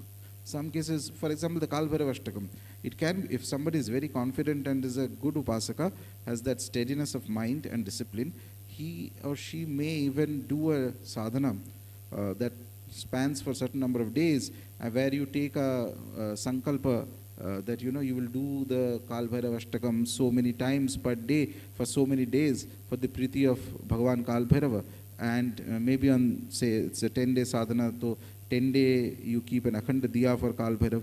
Simple things, but they're very effective. If you do that with Shraddha and Bhakti, so the beauty of Dharma is that there are so many options that have been given to people depending on your condition, on what you find comfortable to do, so you do that accordingly. And the results definitely come when you do it over a period of time, and specifically for a Devata like Bhairava. One thing I feel about Bhagavan Bhairav is that if you take one step, and this is absolutely true, if you take one step towards him, he will take two steps towards you. He is like that. There are some devatas who take more time. They are not that interested in human contact. It takes a lot of time. But Bhairav Baba is nothing but Lord Shiva, who out of compassion and kindness for people have come down into this plane, and he has taken up that Bhayankar Swarupa, because there is way too much darkness and ignorance all around. So he removes that ignorance, but behind that Swarupa of him is absolutely compassionate. Only thing to remember with specifically and not to remember, it's like you will realize it as you go deeper, is that, Bhairava is a Devata who loves truth, honesty. 100% honesty is required, if not to the world, at least to yourself. Or else he will teach you honesty. And sometimes that is painful, but it will help you grow. This is what he is, really. And there are cultures, there are places where Bhairava is worshipped. Nepal, for example, as the god of justice. So if there is a conflict, kahin kuch problem, two people, some of the other matter is there, it's as if considered he is like the chief justice. So in front of him, people confess who has done what.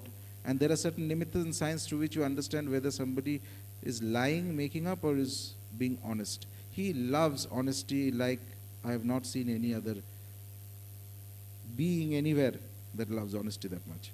Very, very, because he's Digambar, he's the Vibhuti Dharan is basically that. When all the Arambar of the world is finished down, what is left is the Vibhuti. He wears that and sits. If you're honest to yourself, honest to the world, to lamba ho gaya bahut, but at least be honest to yourself. That's a good first step. It helps you in Bhairav Sadhana. Thank you, sir.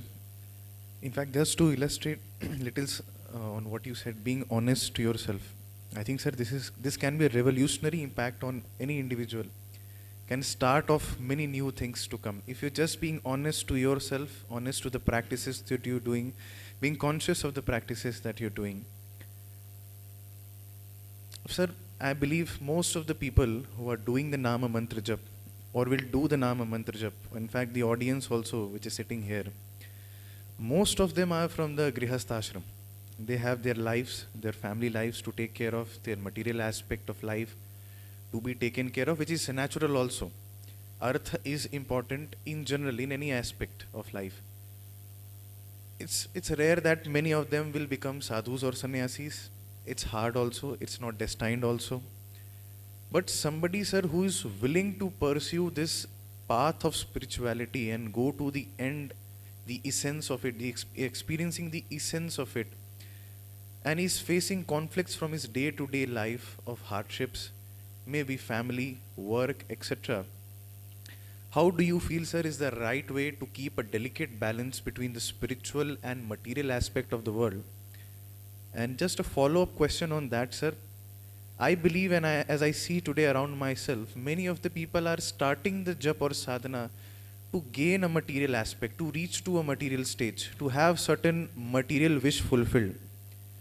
How appropriate and sustainable it is for someone who is starting a sadhana as a beginner, just with the aim of fulfillment of a material aspect, how correct it is and how sustainable it is.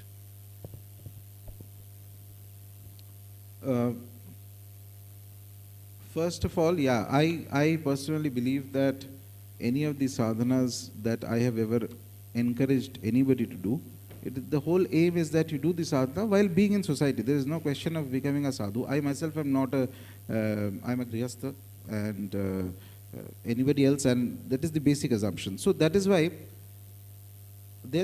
I do not see a possibility that by chanting this mantra somebody will become a sannyasi, unless it is destined for the individual. There may be 5% people, like you just now mentioned, ki jinke destiny mein hoga ki they will become sadhus. For them it doesn't matter what japa they do, they'll end up becoming that only.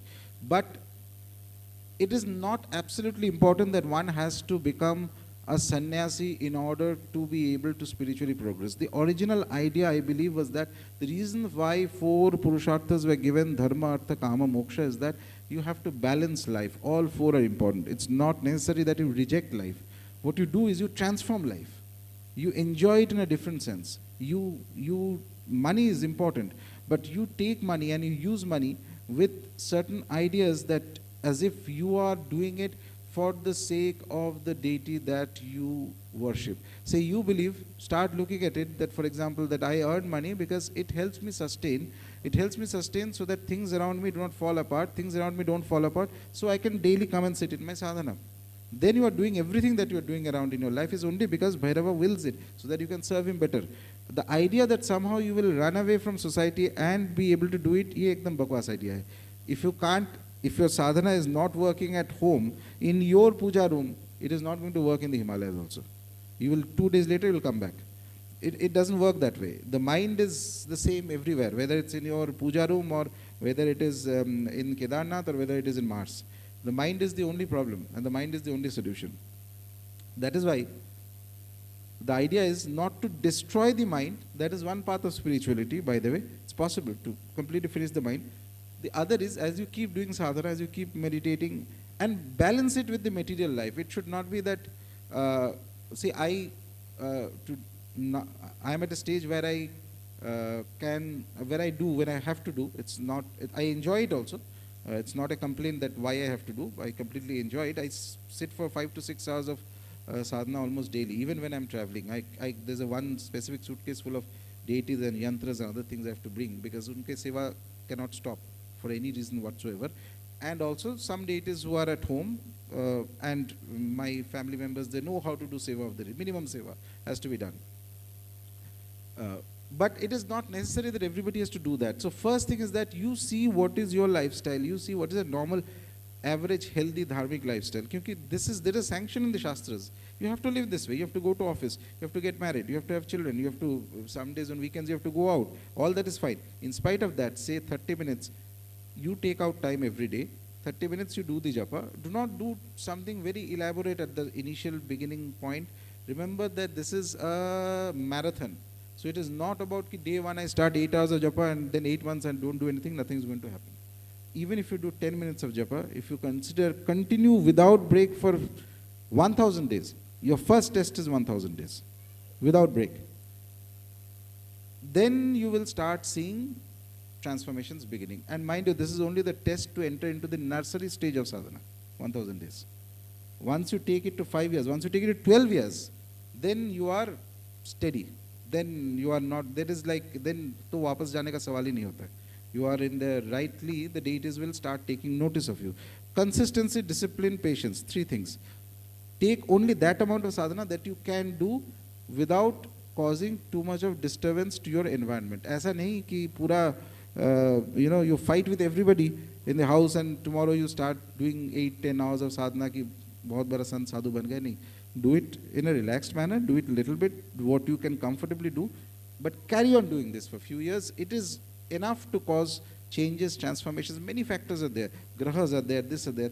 Once they change, you will automatically be able to do more. And it is not just about sitting, eventually as you keep doing deeper sadhanas, you will realize that there is a certain state that comes inside during the japa meditation. It will last initially for few seconds, not even few seconds, a fraction, maybe 1 second, 2 seconds, but that will be so transformative that throughout the day, then after that you are going to office, you are meeting friends, or you are sitting in some meeting or whatever, that will keep pulling you. And somewhere in the mind you will feel that I need to experience it again. And then again next day you will sit for the japa and looking for that. Say even if you are doing 30 minutes of japa, that 1 minute of a very peculiar transcendental experience that will come. Slowly, slowly over years, if you continue doing that, that 1 minute will expand. As the tattva inside you changes, nature will make arrangements around you for you to be able to sustain your sadhana. You don't need to fight too much. This is what I believe. So depending on what circumstances you are, you choose that type of sadhana which is possible, which is doable, and which you can sustain for years. And have patience.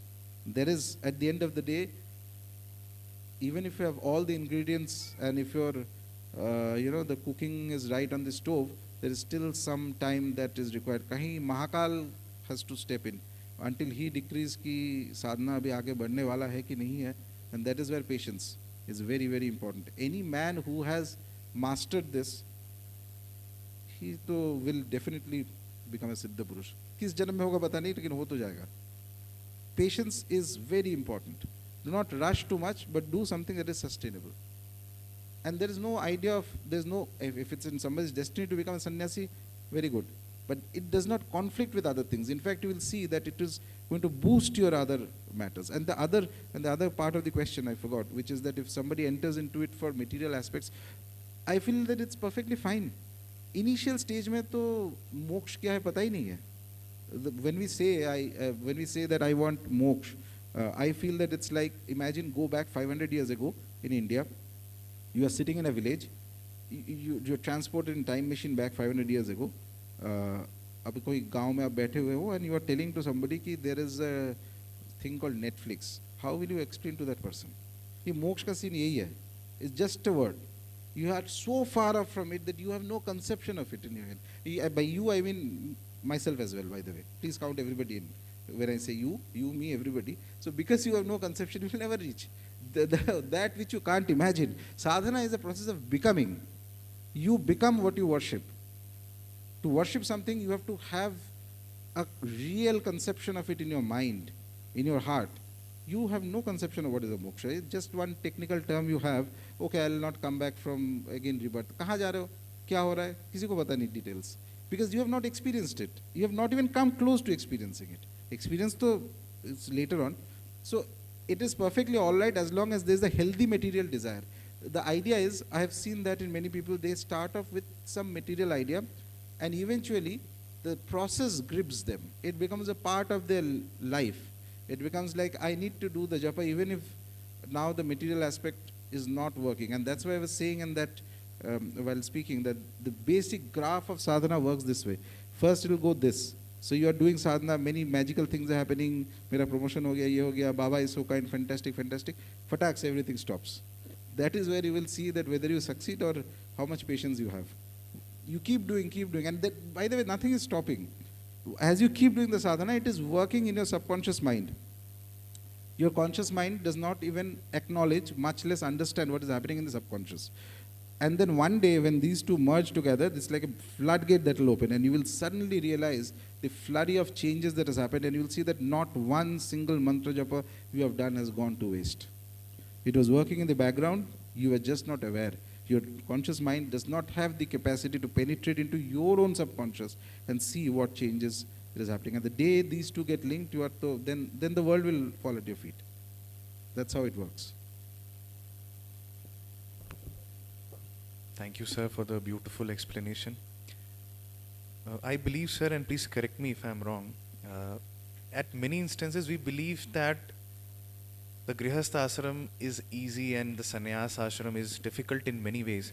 But at a certain point, and especially when the Grihasth peaks, suppose say at the time when you have achieved substantially in your career, you've become flat, the graph has become flat in your career line.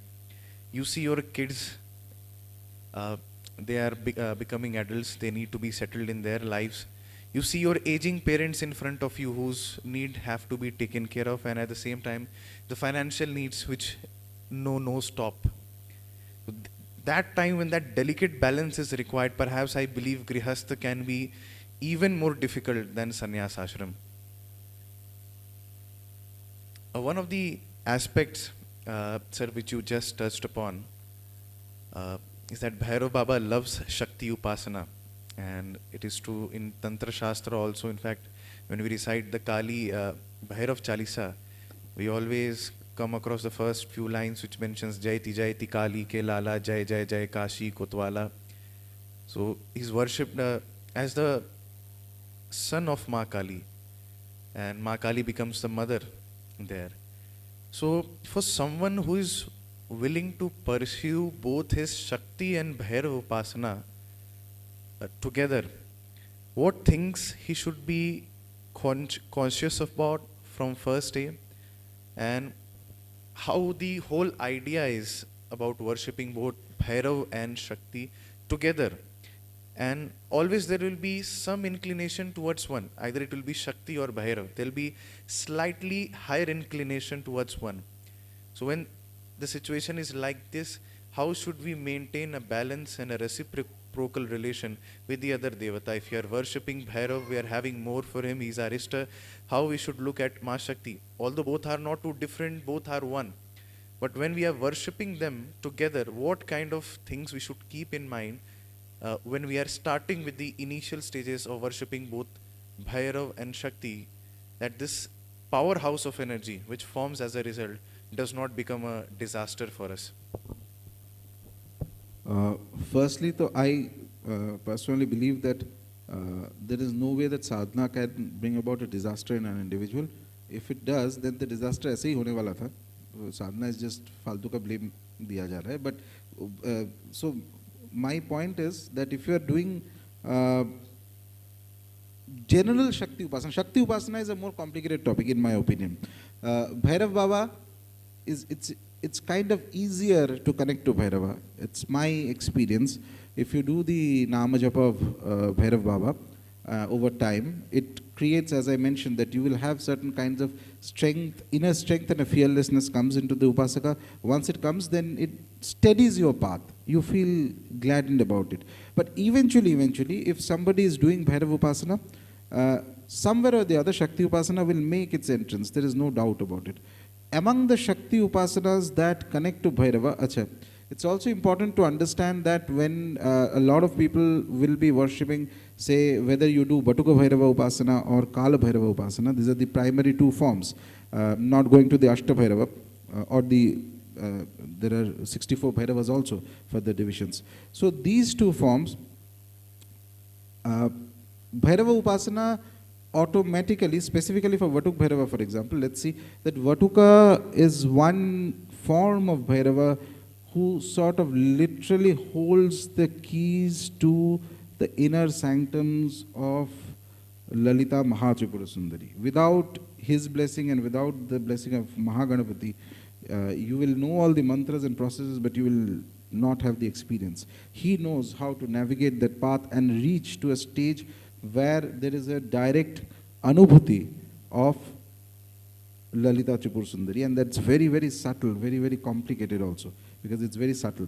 Same way, for Kala Bhairava, if you keep worshipping Kala Bhairava, his natural affinity of Kala Bhairava is to take a person towards the worship of Kali, Ma Kali or Ma Durga. Natural affinity. And in some cases, it could be variations of these two primary Shaktis. Now, balancing, I believe, there is no harm in worshipping a little bit of, as if you have spent few years doing Bhairava Upasana. So what happens is that if you have to worship another deity, there is a minimum count of the Bhairava Japa that will still continue. Along with that, you can do Shakti Upasana as per your, your tendencies or as per directions of your Guru. Or if you are not aware of what to do, then the best option, in my opinion, is to do the 32 names of Ma Durga, which is something that is from the Shastras, it is kept open for anybody to do. You don't need a special permission for anybody to do that. Or even the Kamakhya Stotra, that is very beautiful if you keep doing that. So they bring certain amount of blessings, anugraha of the Devata into your life, and these are complementary, by the way. It is perfectly all right to have a greater affinity for one of the two. It's no harm in that. It's absolutely all right. And there is it doesn't work in the sense that the deities suffer from a sense of conflict. Any conflict is only in our own minds. It's not there. Each of them are complementary to the other. If somebody does a little bit of Bhairava Upasana, or maybe more of Bhairava Upasana and less of Devi Upasana, there is no harm in that. In fact, they gel together and they produce in certain, for example, certain paddhatis are there where, say, Durga Saptashati chanting is done, the Parayana of Durga Saptashati is done along with the mantras and Ashtottara Vaduk Bhairava. And it works with terrific speed. Terrific. I mean, triple the amount of speed. But mind you, I'm just saying it as an example. I do not mean that you start doing this from tomorrow. If you do it at your own risk. Because there are, Durga Saptashati is an amazing text. Very, very powerful and very beautiful. There's no doubt. But also it requires certain, best to take some guidance from somebody before you plunge into it. Same way, Bhairava Sadhana can accelerate any of the Mahavidya sadhanas. And that includes even the obscure or the rare Mahavidyas, like say Chinnamasta or Ma Baglamukhi. All that sadhanas will enhance very quickly for an Upasaka if he does Bhairava Sadhana. However, to do a Mahavidya sadhana, you will need some guidance or even Diksha. That is there. So Devi Upasana is more complicated. In my view, Shiva Upasana is slightly easier. Slightly. I'm not saying at the highest level, but at least at the initial stages, even Bhairava Upasana is much easier for most people to do than complicated levels of Devi Upasana. Devi Upasana is not, so Shiva is like a transcendental consciousness. So you step out of everything and you focus on one. Whereas Devi Upasana, what it does to your mind is that it expands your mind horizontally. So as, for example, in Tantra Sadhana, as you go into higher Dikshas, Krama Diksha and all, and go into higher Dikshas, so your volume of beings that you will have to worship will increase. It is not only Devi. Each time you sit for Devi Upasana, first you have to give some bhog to Vatuka, to Ganpati, to Yoginis, this, that, etc. There will be Matrikas. There are complicated pujas where 8 to 9 patras have to be said for. So Devi is not alone, never alone. She is not going to come alone. She will come with full regiment. And you have to know how to appease them also at the higher levels. But simple way Devi Upasana is, as I mentioned, you can do the Ma Durga Stutis, especially the 32 names of Ma Durga, very beautiful, very effective. You can do the Kamakhya Stotram or even the Adya Stotra of Ma Kali. These are absolutely safe to do, by the way. And that balance between how much to do which, either somebody guides you or you yourself develop a balance.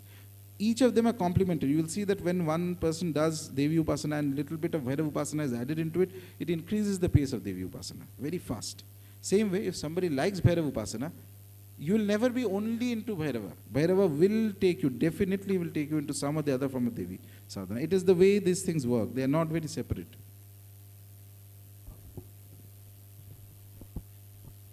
Sir, one thing I have experienced in my humble understanding, in my own experiences of the people I have seen around, if you've been a Shiv Bhakta, Bhairav is going to enter your life at some or the other stage.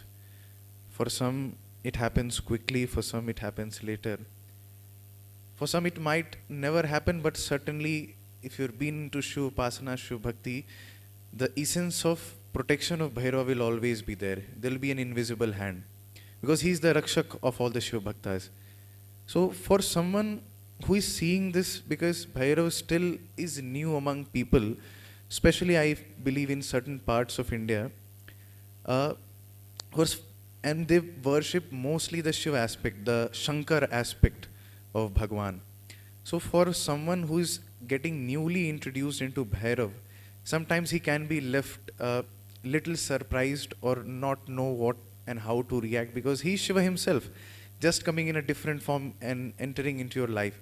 I wanted to understand from you, sir, because he does come earlier or later, is it our karmic debt? Is it our relation with the Devata in the previous birth which determines when he's going to come? Yes, definitely. There is absolutely no doubt about that.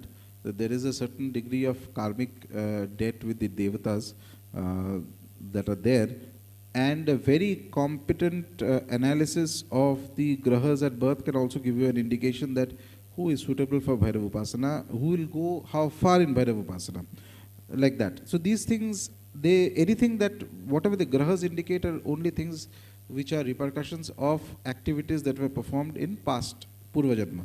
So and that could be positive or negative, does not matter. So same way, some Devata karma has been done in the past that causes one to be born with certain kind of configurations that make an individual, take to Bhairav Upasana easier than others. That's one thing. And the other is, sometimes a Devata may suddenly decide to become more active in the earth plane. And when that happens, then regardless of the horoscope, lot of people will start seeing some of the other, not fully, but at least a proportional amount of effect and impact of Bhairav Sadhana in their lives, and automatically that is going to pull them together. And that is precisely how this Bhairava Namajapa is spreading actually, because he is very active in this plane at this time. And that is why even anybody who starts with the simple Namajapa of Bhairava gets hooked onto it, and on their own they keep doing it for months and years. I mean, if it was for 5 days, 10 days, 11 days, I could understand. If you carry on for 6 months to 1 year, then definitely there is some contact you are making. Something is happening inside. That is why, the Upasaka carries on the japa. So Bhairav definitely comes both in Shiva and Shakti Upasana also. Shakti Upasana also without Bhairav is very tough to do. One can do, but succeeding is very tough. In fact, the greatest of Shaktas, the Siddha Mahapurusha of the Shakta Sampradaya, the list of the Siddhas, if you read their biography properly, you'll see that these are all Bhairav Sarup. These are all filled with Bhairav Tattva. They were born with Bhairav Tattva. That is why they became the Siddha in the Shakta path. Without having the Bhairav Tattva inside, and one of the best things about the Bhairav Tattva is that, the ability to carry on regardless of the obstacles. It is not that you will succeed all the time. It is not that you will not feel fear. So he makes you fearless, but nobody is going to be 100% fearless. Then you will not be alive in this plane. That you have a physical body, that you have experienced deaths in many lifetimes, that memory is stored somewhere in the subconscious. So some amount of fear will be there. But what Bhairava does is that he will teach you how to manage that fear. So you will fall down, you will get up, you will fall down, you will get up, you will fall down, you will get up. Like this you will keep carrying, until one day suddenly you realize that you have succeeded. This is very typical of what Bhairava does to the Upasaka. And this attitude is extremely potent, extremely important in going into the higher stage of Shakti Upasana. In one day, Shakti Upasana success or highest success is very tough, because her tests are brutal, to be honest. When she takes a person to the higher stages, she will test you to the last DNA before you actually go to the highest of the realms. And that is where the Tattva of Bhairava helps. In fact, some of the rare Devi Upasana, Devi Vigrahas, by the way, which is not ordinarily worshipped in Tantra, for example, there is a deity, there is a form of the mother, which is known as Kubjika, and she stands on Bhairava. There is a Navatman Bhairava on which she is standing. Her worship used to happen, at one point, her worship was there in Kamakhya also. Then the Paddhatis changed. So the deity in Kamakhya was also at one point identified with Kubjika. Kubjika is the hunchbacked goddess. She was considered as the queen of the Paschimamnaya. Amnaya is one form of the tantric path. So the idea was, coming back to the point, if you do a Google, you will see that there is the Devi, and right below that there is Bhairava, and Bhairava is carrying her in the arms, which is basically an indication to the Upasaka that until you attain the Bhairava Tattva, you can't experience what this deity is. Bhairava is that integral.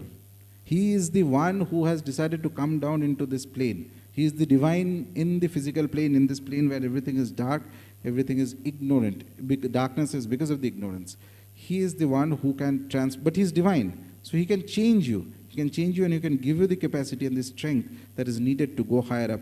Whether one goes to Shiva as the final deity, or whether one goes to Shakti as the final deity, that comes secondary. Whether the Ishvara Tattva takes precedence or the Ishvari Tattva takes precedence in Upasaka will come a little later. But initially, the formative stages, the Adhara, that is where Bhairava does a fantastic, it is his blessing that he creates the Adhara in any Upasaka. Thank you, sir, for addressing that important question. One point you mentioned during the course of explanation was that Bhairava loves Shakti Upasana. I believe, sir, in terms of sadhana or upasana or puja, if you've continued for a certain span of time, then almost all deities have some keen affiliation towards the other devata, which you might experience sooner or later during the course of your sadhana. For example, if you have done Shiv Puja or Shiv Upasana for a long time, it may be natural that you will get some kind of inspiration from Bhagwan Ram coming your way, or vice versa. Similarly, it can happen for Ma Shakti also. If you've been a Shiv Upasak, Ma Shakti can very slowly come into your life and take over that role. But for a sadhak, for a sincere sadhak who has worshipped that particular swarup, that particular form of devata for a longer duration, it becomes a situation of great dilemma for him to shift his affiliation towards the devata. He has many questions. Even if the calling is very strong, still he'll have questions and stagnation whether he should switch to the other devata, towards the other devata or Devi's upasana, or continue with the mark which he has already been pursuing for a longer time.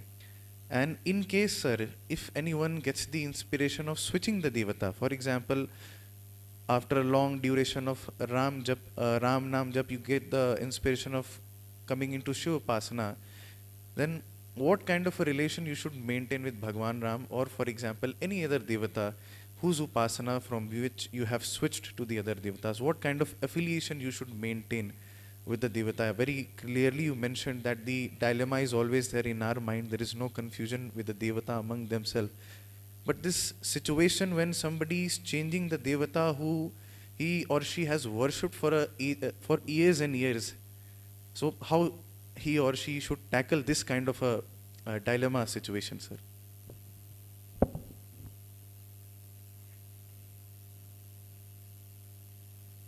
The first thing is that if a person has been worshipping a specific devata for a very long time and he or she has to change the devata, A, it is not a good idea. B, there has to be a very compelling reason for it. It does not happen just like that. You wake up one day. So there are two possibilities. One is that there are people who, at the initial stages of sadhana, who are generally of inconsistent mind. So they will try one sadhana for a few months and then shift to another. For them it does not matter. You can change all the devatas. None of them is going to bring you any specific result. But if you have been worshipping a devata and getting experiences for years or decades even, then if it has to be shifted, then has to be a very compelling, powerful experience, and that will involve even the deity, even the devata that you are worshipping already. He or she will push that individual into the other path. It will not be that suddenly some external force will come and tell you. It cannot be, because your consciousness or the upasaka's consciousness is so attached to this deity. Only if this devata gives you the permission and tells you that no, now you have to do this, only then it will happen. Otherwise the mind or the consciousness will not be able to do it. Very rare case it happens, but it is possible. And even then, a little bit of the dhyana and japa and concentration of the upasaka will still be attributed to the previous deity, which means that minimum amount of sadhana will also still carry on with the devata you have worshipped till now, and then along with it you can do another upasana. So here a point needs to be mentioned, even in when doing sadhanas, that is, as a person goes deeper, you form a connection to one deity, and suppose that devata becomes your ishta. Ishta devata is somebody, ishta means he or she who does good to you. Okay, so that contact eventually builds up. It's not about something verbal. When you experience the deity consistently over years, it builds up.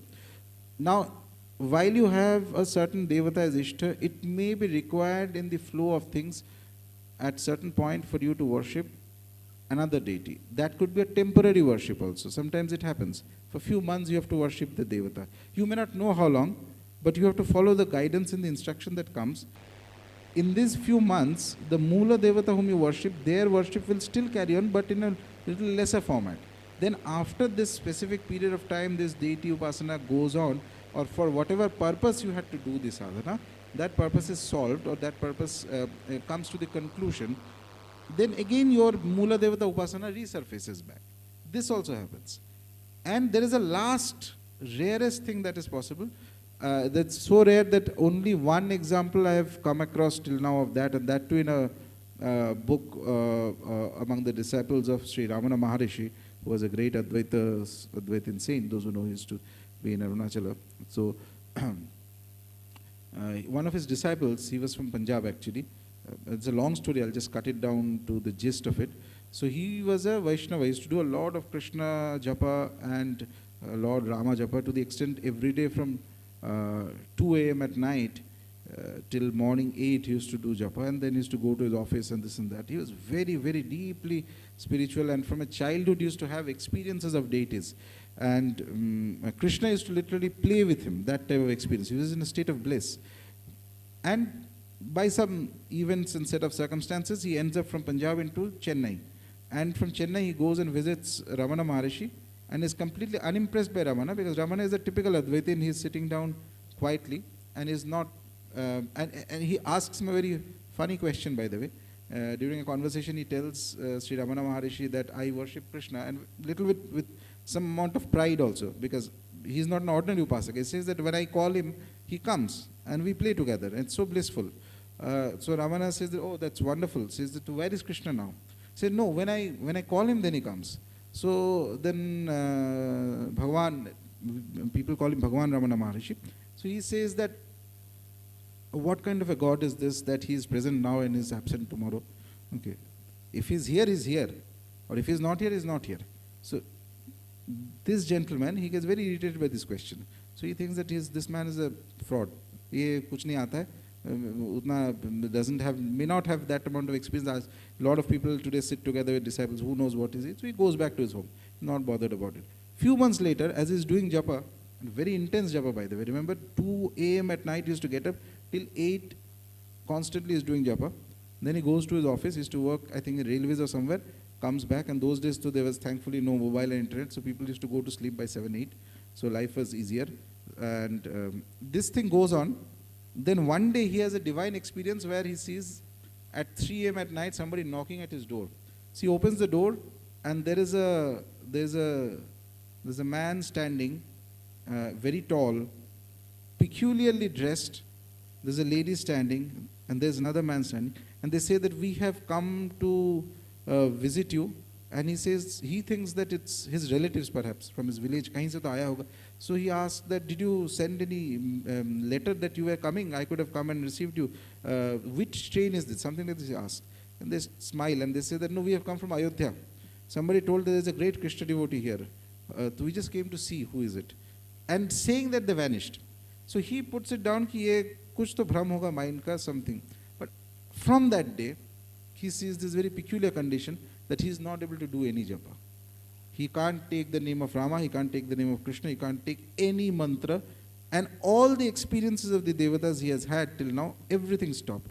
And he goes literally crazy. He goes from every Swami, every sadhu in Chennai, he goes and asks that what happened?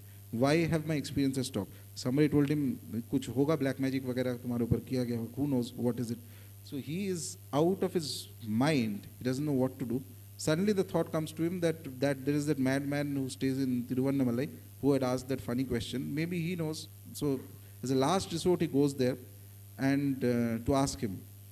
Ramana is sitting wearing his cope in his, sitting in the Arunachala, and looks at him and says that, so just one question he asked, how did you come to this ashram? He said that, why, I took a train from Chennai, and once I got down to the station I took a bullock cart, and the bullock cart brought me here. So then Ramana asks him that, so where is the bullock cart now? So it is left. So then Ramana says that your mantras are the bullock cart. They have brought you here, their job is done, they have left.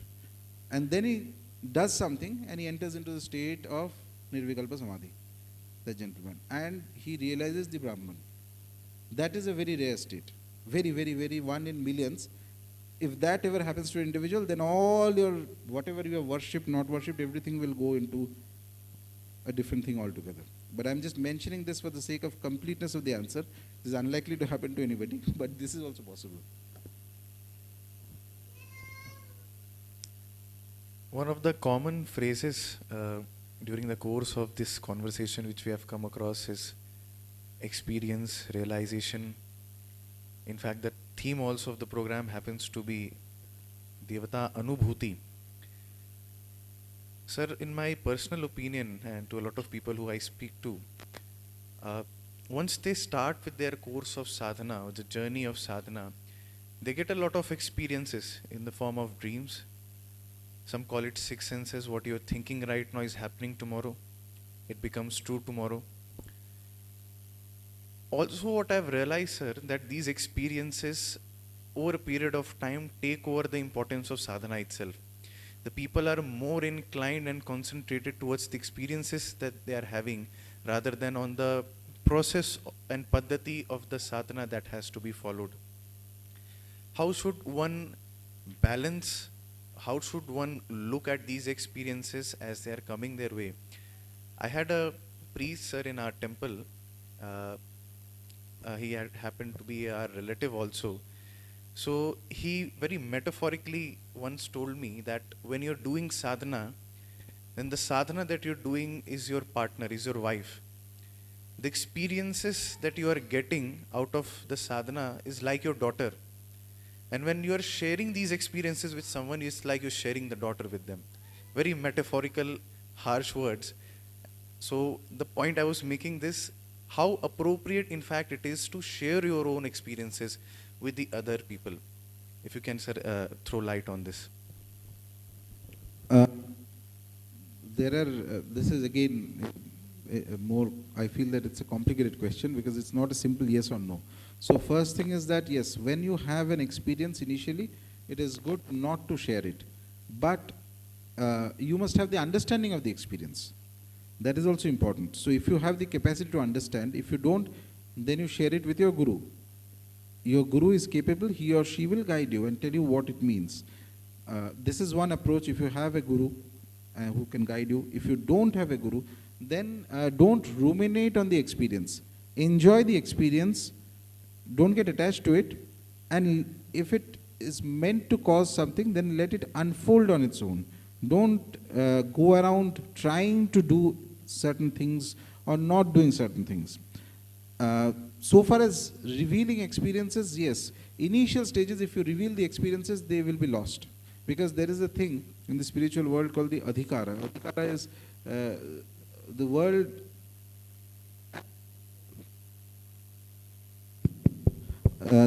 and spiritual is not a democracy. So it is not about rights here. So if you say that I have a right to this, you have a right to nothing. You have a right to only whatever you have earned via your tapasya and sadhana. That's all. So tomorrow if you go in front on a mountain top and keep shouting that I want answers to my questions in life, no one is going to answer back to you. The world does not care. Faster you learn this, the faster, the happier you will be in life. So idea is, if you share your experiences with somebody else who did not have the experience, you are violating that adhikara. Because nature has given you that experience. If it was meant for that XYZ individual, it would have come to that individual. It did not. At the same time, there's a balance that is required, because if you don't understand what the experience is, or if there is some affirmative action that needs to be taken, so if you at all have to share it with your guru, or if there is an uttar sadhaka that you can trust to keep the experience to yourself, then you share it with them and see if there is any activity that needs to be done based on the experience. This is point number one. Second point is that after a certain number of years pass by and the nature of that experience has already been realized into the physical plane, into your life, and well absorbed into your system, and that could be many years, by the way, it could be 5, 10, 15, 20, depends. Then it is okay to speak of the experience. Why? That is because it has already, whatever effect it was supposed to have has already come into your life. There's nothing more that will come. Even then, one has to use discrimination to understand that what experience can be spoken of, what experience should not be spoken of. And from my anubhuti, from my experience, from my journey, I have had the maximum number of spiritual experiences in and around Kamakhya. And of that, there are a good 50 to 60% that I don't speak of, because I can't speak. And I can't speak even to the best of my friends or anybody. The moment, and it will happen to anybody, if you have, the intensity of the experience will be so tremendous that the moment you try to speak, it will, something or the other will, it will come into you, into your soul, that no, stop.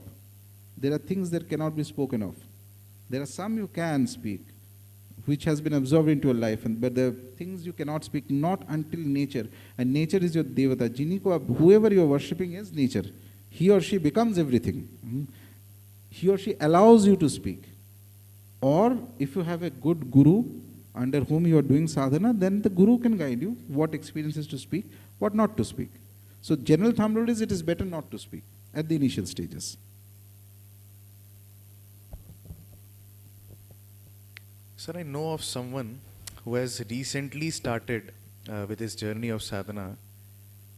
In a very short span of time, the kind of experiences that he has shared with me, some of which I have also seen in my own capacity, the things that he tells me today happens tomorrow. If somebody in a very short span of sadhana journey is experiencing these things coming his way, is that to do with the kind of relation he might have shared with the Devata in his previous life? And for someone who is being bombarded with these experiences at such an early stage of this journey, what's the right path and conduct for such a person? Yes, so definitely when there are cases when where there are people who have very elaborate psychic experiences. And very recently I was speaking to somebody. It was one of the most detailed psychic experiences that have happened to that individual across the individual's life, and it is remarkable if one hears them. But the key here is that obviously if it's a child, or even not just a child, because in spirituality everybody is a child actually, because this is not a field you know anything much of. As you go deeper, you experience and you understand. So any field that you don't know much, everybody is a child in that field, in a way, of manner of speaking. So it is important therefore to inculcate in people the idea that your upasana you carry on without breaking. Number one. Number two, slowly develop what is known as the witness consciousness. You see everything, whatever is happening, all the experiences, take it, but don't get too attached to it, neither run away from it. Don't say that I want to stop the experiences, neither get too bothered by it. It takes some time, and it takes some guidance, by the way. On their own, people will not be able to reach that state. There has to be somebody, a mentor or something, who can guide them. But that is the best attitude to take when some people whose psychic abilities are naturally well developed due to sadhanas or purvajanma samskaras that they have done. The problem comes in some individuals where they have very high psychic ability, but they don't do any sadhana. Then absorbing this becomes very difficult because they have no anchor. So one after the other, they are flooded with experiences, and the mind is completely root of every problem, and the solution to every problem is the human mind. So the mind is curious, ye mere saath kyun ho raha hai? You are going to 10 different people, 10 people will give you 10 advices, you will get more confused, you don't know what to do. And then the question, this why question, why is it happening? There are no answers to whys. Nature doesn't answer any whys. Unless you reach nature is this very strict teacher, in a way like Bhairav Baba only. He's got full accountancy done on what are the balance sheet. Until you reach a stage where you are fit to take the answer to the why is not going to come to you. You can break your head on the wall, you can go jump from a mountain, you can do whatever, you can ask everybody, still the answer won't come.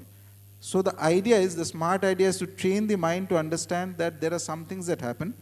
You may not understand everything, why it is happening. Focus on the paddhati of the sadhana, focus on developing a shraddha, a love for the devata whom you are worshipping, and let the experiences happen on its own, but develop a certain degree of witness consciousness, which means like a Sakshi. Sakshi Bhava, like you are witnessing what is happening, you are witnessing all the experiences, but you don't get to attach to them. It takes time, but this is the best solution in these kind of cases, I feel. Thank you, sir, for answering the question. Today, as I see, sir, in fact, in the form also which all the participants were requested to fill, at the one end of spectrum, we had beginners who were just starting with their journey of sadhana. And on the other side of the spectrum were those people who are now moving towards being maybe called as seasoned sadhaks, seasoned campaigners. They have completed lakhs of japas and have been very disciplined and consistent with their approach towards the Paddhati. I would like to touch a little on the other side of the spectrum. We always talk about the beginners, it is important, but for those, sir, who have been doing it meritoriously, doing it sincerely, and now they've reached to a certain threshold in terms of the count of japas also, what kind of practices they can bring into their day-to-day routine to ensure that stagnation does not come into practice, and to ensure that the graph of growth which is there, that it remains consistent, and the person also has a sense of fulfillment while he's moving on that journey. So, firstly, again coming to taking the example of the graph that I mentioned, so for a very long enough journey, there is always going to be some patches that will be dry. So do not pin yourself ki I need to have always an experience. The craving for the experience will also be a blockage at one point. So there will be times when there will be no experience, nothing will happen, absolutely nothing. Not even the wind will not move, even the leaf will not move, nothing will happen, still. Even then you have to carry on this sadhana. To reach that stage, you make the Devata Upasana an integral part of your life. Like the way you every day have to eat food, like the way you have to, go to office or whatever, anything else, that type of an activity that has to be done every day. Whether you enjoy it, whether you are not enjoying it. Because every sadhana that is done, even if it is done in a little bit without an experience of it, it still creates an impression in the subconscious. It keeps building up to the extent eventually when the right time comes, when the correct configuration of things fall into place, then all this will make a difference. Now, if somebody has already done lakhs of japa, the next logical step to take for them is, so two things will happen. One is that they can start additionally some bit of Devi Upasana if one has been doing Bhairav Upasana along with it. And the other thing is to make Bhairav Upasana or any Devata Upasana more deeper. The next stage automatically is what I call the Anushtans that have to be done. Which means there is a huge difference, by the way, generally doing a japa for Devata and when you do an Anushtan of the same mantra. Because the moment you do Anushtan, there are many rules that set into place. So you have to do a certain number of japa, then there is homa, tarpana, marjana, etc. ityadi. Processes are there to be learned, and it's not too difficult to learn also. Once you learn how to do Anushtan of the same mantra, do not change the mantra. 3 to 4 Anushtans if you can do in span of 2-3 years, it is not possible that you will not have experiences. Either your sadhana will stop or 100% experiences will start. Because that pushes the envelope a little bit more. And Anushtans, by the way, require a steady, disciplined mind. So Anushtan is a test of discipline. The moment you take the sankalpa that I have to do this in so many days, such a sadhana, and initially you start small, do for say 5 days, 10 days. Once you acquire the habit of doing under a sankalpa, then you extend it larger. And then you kind of, you do it, you learn, if you can learn how to do a homa, even a simple paddhati homa, nothing complicated. Then you do how to do tarpana, and eventually you have to do bhojanam, which is you have to feed people. That is very important. Connected to the deity, which means if you are worshipping Vatuk Bhairava, it is extremely good to feed little children, especially boys, but any children for that matter. If you can't find children, if you can't find the appropriate people, then you feed, go to a Veda Pathshala and do bhojanam. You feed, speak to the people, you take a sankalpa that you have done this Anushtan for the Preeti of the Devata, you do that. Like this, if you do a few Anushtan, it is the mantra's magic will start. It is not possible that after 2-3 anushtans properly done by the book, that's very important. The paddhatis are so strong, these paddhatis, that if you do it by the book, it is not possible that you will not have experiences. It will recharge you in a way. In fact, the Tantrokta Paddhati of mantra sadhana used to be this, that once somebody has the Diksha of the Ishtadevi normally, then you start doing Anushtan and Purushcharan of the mantra. And depending on the sampradaya, some of the older sampradayas used to have this rule that so Tantra has gradations of Diksha. So there is Shaktavishek, there is first the Upadesham, Shaktavishek, Kramadiksha, Purnavishek, this, that, etc. Between each gradation, you have to complete certain number of mantra Purushcharan of the deity. And one deity only, you don't need to switch deities. You don't even need to switch mantras. In Srividya, in Kramadiksha, there are mantras will change, but eventually the point is that same Devata. So you will realize two things once you do start Purushana. For example, one of the very old sampradayas of Kalikula had this niyama that once your first stage of Diksha is over, to go to the next stage, and this rule used to be there about 150 years ago. Nowadays it's relaxed more. So you needed to complete 7 mantra Purushcharans, not 1 to 7, by the book. Mantra Purushcharans, that too on specific places they will tell you. For example, see, all this I am telling is only for people who have completed lakhs of japa. So which by then you are already comfortable with the mantra, there is a certain degree of discipline, you are serious about the upasana. So these are the next stages that you go into. So there the tantras mention that what are the places you should do Purushcharana. First you do at your home. Then if possible, if you have a guru, do at the guru's house. Then if there's a goshala, you sit in the goshala and do it. If there is a kshetram of the deity, then you do it. If you're doing Bhairava Upasana, sit in Kashi and do Mantra Purushchar. If you're doing Devi Upasana, sit in a Shakti Pitha and do. If not, you go into an Ekalinga and then do it. It's like this. Gradations are there. And they used to say that initially, so every time you're doing a Purushcharana, you're generating by the repetition of the mantra and making the mantra pass through all the Panchatattvas, you are creating a certain power. This power, this prana, this energy that you are generating is feeding beings. What beings are being fed? First is that in your kula, all the devatas who have not been worshipped, they are feeding that energy. Number 2, beings and devatas who are surrounding in the environment, they are feeding on that energy. Number 3, if there are any atripta pitrus and others, they are feeding on the energy. First, Purushcharana only goes to other people. It doesn't even stick to the upasaka. 4th Purushcharana onwards, the energy will start sticking to you. Then you will realize, if at all anybody does the 7 these days even, they also don't do it because everybody is in a hurry. But somebody does it by the book. The method is so powerful, so powerful. In fact, I would say it is so powerful a method that has been created, you don't need to believe in it. It is not even required that you have to believe I have to get XYZ result. You follow it by the book. Few Purushcharana you do of the mantra. It is not possible that you will not start having a completely changed perspective of looking at what is mantra sadhana. And you will realize why the tantras keep saying that the mantra is the devata. Mantra hi devata hai. The mantra is the devata. The moment you change the mantra, the form of the deity changes. What it exactly means you will know once you do Anushtans and Purushcharans. But this Purushcharan is a higher form of thing, Anushthan is a smaller thing. This is to be only applicable for people who have been doing for do cheez hai, ek hai ki you have done lots of lakhs of japa. Number 2, few years. That is very important. I repeat all the time, discipline and patience. At least 2 to 3 years you have done japa, only then you enter into these things.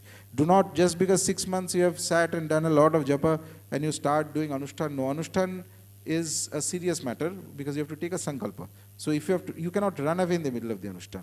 Pura complete karna hai. Whether you have Shraddha Bhakti, if you have it, very good. If you don't have it, still you have to do it by the book.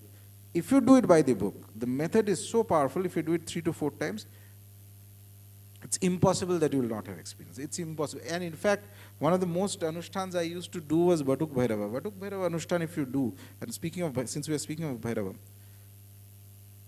he is one of the fastest deities. He will show you results you cannot imagine. He will show you results. It's like you will have no further doubts. You don't have to ask anybody. Such things you will see, and he will, if you do it by the book, Batuk Bhairava Anushthan, he works with lightning speed. Among the devatas, he is one of the fastest forms. Fastest. And then you won't have this question only, ki I have done so many japa and you know what is happening, etc. That question will not arise. So next stage after doing a lot of japa is do it in the discipline, in the form of the anushthan that is there.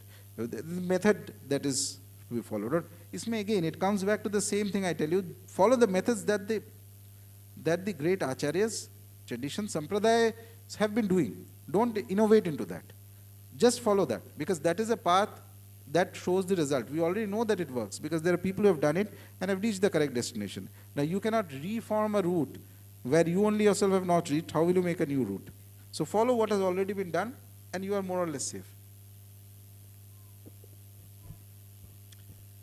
Thank you, sir, for that comprehensive and detailed answer.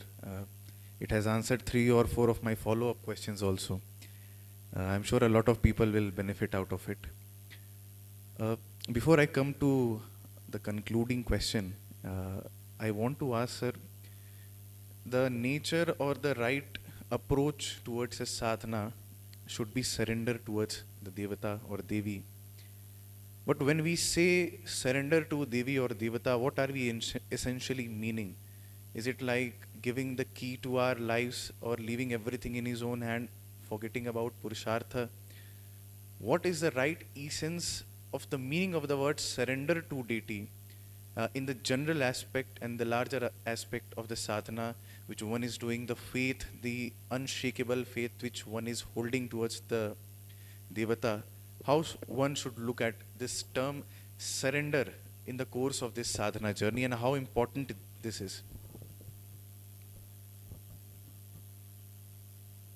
Things like surrender, things like jnana, bhakti sound very simple, but they're most complicated.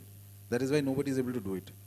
Very frankly, if somebody's jnana, bhakti, surrender, any one of this was perfected, you would not need to do any sadhana. You take the name of Shiva, Shiva comes in front of you. And literally, and not those kind of experiences ki I've seen a lot of things, but exactly the way I am, kuch parivartan nahi ho raha hai, waisa nahi. It is transformative experiences can happen, the deity can come, because the names, Sanskrit names are mantras. That is the beauty of Sanskrit, right? Even the name of the Devata is the mantra of the Devata. But it does not happen because we have impurities. Neither is our jnana, nor bhakti, nor sharanagati is perfected. It is something that develops as you keep doing sadhana. So I feel that the concept of surrenderance to the Devata at the initial stages is never perfect, and it is unrealistic to expect somebody that you will have full surrender to the deity. It's actually that creates a kind of a delusion, a lie in the mind that I have fully surrendered. But whether you surrender or not is only known by the activities that you perform. A man is to be judged by what he does, not what he says. Saying is very easy. Doing is a different matter altogether. So surrender are things better than surrender, in my opinion. Surrender is a tough thing. Tough in the sense complete sharanagati comes when completely the ego is finished. And that is so tough that, I mean, in lakhs and lakhs of people perhaps, and lakhs of upasakas, and not even ordinary people, one in them may be able to completely finish off his ego. Achha, here one thing has to be understood, and this is a little complicated. When we say that the ego has to be finished, if you really understand what the ego finishes for everybody at one point in life. That is the moment of death. That is where Mahakal comes and cuts off your physical ego. Ego is something that holds you together, makes you an individual. You are who you are, and you are functional in this world because you have your ego. But what the aim of sadhana is that you change the limited ego that you have, the sense of I-ness is your ego. Change that into the ego of the Devata, which is a very complicated idea. The deity has his own realm and domain. He is not limited, he is unlimited, he or she, whoever it is. So when the ego of this again comes in another format, in another text, other texts, the Chit Shakti of the Upasaka merges, the Kundalini merges with the Chit Shakti, with the force of the deity, then you are not you anymore. So eventually what happens, the same thing is mentioned, for example, in many of our scriptures, that you have to worship Shiva, you have to become Shiva. You have to worship Shakti, you have to become like that. And in fact, in some of the older Shaiva texts, they mention that what is enlightenment? It is the way that ordinary spirits sometimes possess people same way Shiva possesses an individual. When Shiva possesses an individual, that is enlightenment. Okay. So this happens basically when the normal ego is transcended. That is surrenderance. When your ego is gone, then you are just a vehicle of transmission of the power of the Devata whom you are worshipping. And it is a very high state. It's very difficult to reach. What is more important is, as you keep doing sadhana, you read on the deity. You read about the glories of the Devata. That helps to tune your mind towards a greater sense of devotion and love. Very, very important. You have to start loving the deity. You start loving, and that too you will know what is loving the deity. It is again not a one-day thing, because their understanding of love, trust, emotions is very different from human idea. Human ideas are all superficial. The reason why deities don't like coming to humans is primarily because humans are inconsistent. So they wait, say 1000 days of sadhana. It shows your commitment. The deity, his or her parivara devatas, they take notice ki, okay, if you have been able to do consistently for 1000 days, that means there is some merit, some depth perhaps in the person. That ability to be consistent without changing, constantly superficially changing, no. To stick to something, carry on, carry on, carry on. It shows commitment. When there is that, then these things, actually surrenderance is the last of all the things, if you ask me. Complete surrenderance to the deity comes very end, but develop that love for the deity. And slowly that will change the individual. As he or she changes, then all the other things, surrenderance comes, jnana comes automatically, bhakti comes, all these things will be added to the upasaka.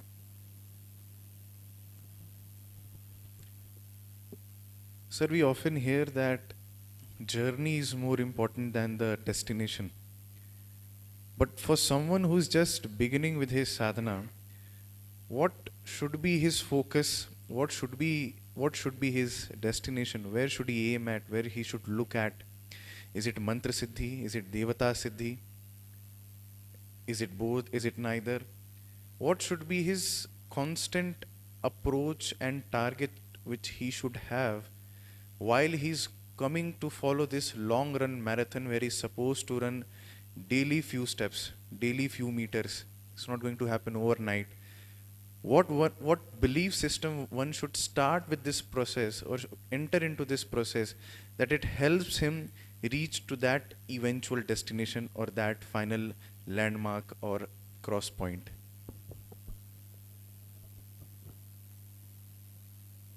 At a theoretical level, you will have a lot of ideas initially that I want liberation or I want. So when you are doing mantra sadhana, the aim is, at least in theory, you have to aim to reach what is called devata siddhi. Devata siddhi is a step by, it's not a one-stop thing, there are steps to which one reaches, and there are various kinds of liberations, by the way. This is the form of mukti as well. When devata siddhi is considered, one should not be attach wrong connotations to the word siddhi, as it has happened that some magic show is happening. No, devata siddhi is something that transforms an individual. So as one grows closer to it, to the deity, he or she starts transforming, comes into the loka of the deity. That is one form of mukti. Then he or she starts entry into one of the, the parivaras of the deity. That is another form of mukti. Then there is the third, where the upasaka starts looking like the deity. Looking means not just physically looking. It's almost unrecognizable. And there are evidences of this from the Puranas of great beings, not just beings, great, almost devatas, who are described that they start behaving and looking so indistinguishable from what they worship, from the main devata they worship. And finally one becomes one with the deity. You become what you worship at the end of the journey. You will become, if the journey is completed, you will become one with the devata. You will become what you worship, and the nature of the deity will start coming. At the initial stages, therefore, it is good, A, to develop a discipline, B, it is very helpful if you have at least a few other people you know who are also upasakas, because it helps to motivate people at the initial stages that, okay, you are doing this amount of sadhana, you did this, etc., etc. A kind of community feeling helps people, which is, I mean, it happens with everybody, initial stages. But finally, the aim has to be that you transform yourself into a state of complete oneness with the devata. you become a state, or here don't make distinctions. So here is again, theologically, some sampradayas will say, no, we don't like merging into the deity, we will stay a little away from the deity, the bhakti rasa has to be there. All that is fine. Whether you come here or you sit next to the deity doesn't matter. So long as you are able to enter into his aura, he or her aura, that will already transform you. That is the aim. After one point, you will not have a conscious aim. Nature will set the aim, nature will tell you how much to go, what to do, what not to do. Your point is to reach up to that state. And that state is, for lack of other words, very simply, to attain a communion with the Devata. Devata Siddhi, first step. Thank you, sir, for this beautiful answer. With this, we come to the end of the set of questions we had. We'll take some questions from the audience. We have one mic. We have limited time. So I'll request the cooperation and patience of the audience.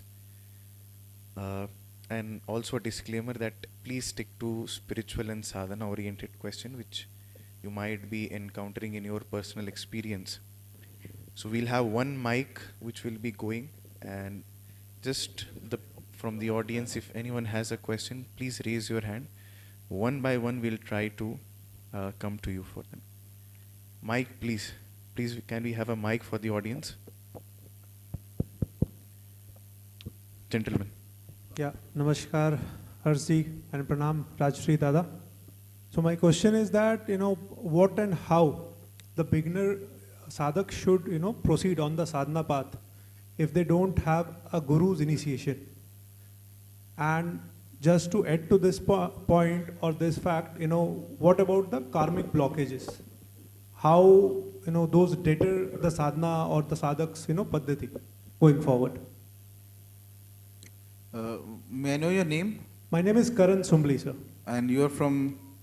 I'm not from Banaras. I came just to, witness you and, seek some wisdom from you, sir. Wonderful. So, Guru is the one question that comes always. And that has a very, very hackneyed answer.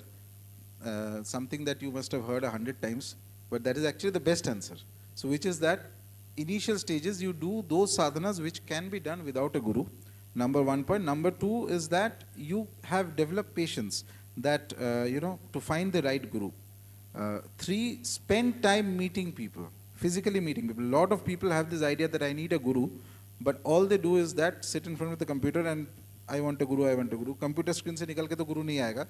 You have to spend time going and meeting people across India. So suppose you want a Vaishnava Diksha, okay. So it's natural intelligence that I will go to the Vaishnava Pitas. Say I go to Vrindavan, I go to Mathura, or I go to, in South there are the Vaishnava Pitas. I go and meet the Upasakas there, spend time there. Don't be in a hurry. Observe carefully what they are doing, how they are behaving, how do you feel about it. Take enough time, 6 months to 1 year. Meanwhile, at the same time, you keep doing some upasana of the Devata, जिनके रास्ते पे आपको चलना है, जो साधना जिनका करना है. Keep doing those upasanas जो बिना गुरु के हो सकते हैं. And you keep observing people. If you do this, more or less you will find some of the other guru. And the last thing to remember, at this age, there is no perfect guru. Okay, so do not have very theoretical ideas about ki we read all sorts of ideas that guru is going to come and magically everything will transform. No, it is not going to happen that way. But guru is important. Without guru, you will not know the paddhatis, you will not know many things. And since my path is Tantra Sadhana is 200% important. 200% important guru. There is, without the guru, you can't take steps, higher steps. But have a realistic understanding that even though the guru is divine, the guru, he or she will also have a human aspect. So don't let that cloud your judgment. At the same time, never lose common sense. But in order to find the guru, you have to go meet people first and take time. 6 months, 1 year. At the same time, keep doing sadhana of the Devata you are worshipping and pray to the deity that find me a guru. This is your first question answer. Second is, karmic blockages will always be there for everybody somewhere or the other. As you keep doing a sadhana, it slowly reduces the blockages. And there are some blockages like Pitru related problems, Sarpa related problems. These have to be solved separately. No amount of japa will solve them. Deities will not touch your Pitru related issues. They will not touch your Sarpa related matters. that have to be solved correctly in the right kshetra, in the right puja paddhati that has to be done. तो वहाँ के जो whoever the purohitas are there, they will know it. Accordingly, you have to get, if somebody has those issues, those have to be resolved in that correct way only. Thank you, sir. Thanks for enlightening. Anyone else who has a question? Right here. Okay, please go ahead. Namaskar Harshji, Namaskar Rajshri. I'm Venkatesh Albal. I have come from Bijapur, Karnataka. I'm doing the sadhana of Shakambari Devi. I do have a guru. I have my questions is a two-part question. One question is when I am doing my mantra japa, is there a specific place that I'm supposed to sit at, or any place is fine? Because many a times I do travel, and there are times where I don't know where to sit and do my mantra japa. And there are times where there are a lot of people around me. And is it necessary that you are supposed to hide your japamala while doing the japa? Okay, this is a very simple question. First is that you see according to your convenience that where you can sit for your japa. Always preferable to face sitting east or north, unless somebody is doing some specific type of, some sadhanas are there when you have to face other directions. But generally rule is east or north, number one. Number two is that do not be too fussy. I mean, I can't really say that what is the best thing to do for you as an individual, because I don't know your lifestyle. So where you travel or where you are sitting, etc. So basically sit towards any east or north. I am actually also doing through my Guruji. I am also doing Shani Maharaj Upasana as well. Yeah. So I tend to sit towards the west direction while doing the. So those have to be done as per Guru's instructions. There is that. So once you take, once your Guru gives you an instruction, you don't need to ask about that or verify that from anywhere else. So if you do that, that means that you are not having complete faith on the instruction. Then that itself is going to cause, problems in your sadhana. So either have full faith. When you have full faith, then you don't need to check with anybody else. Specifically, if you are doing Devi Upasana and you already have a guru, it is good to follow that.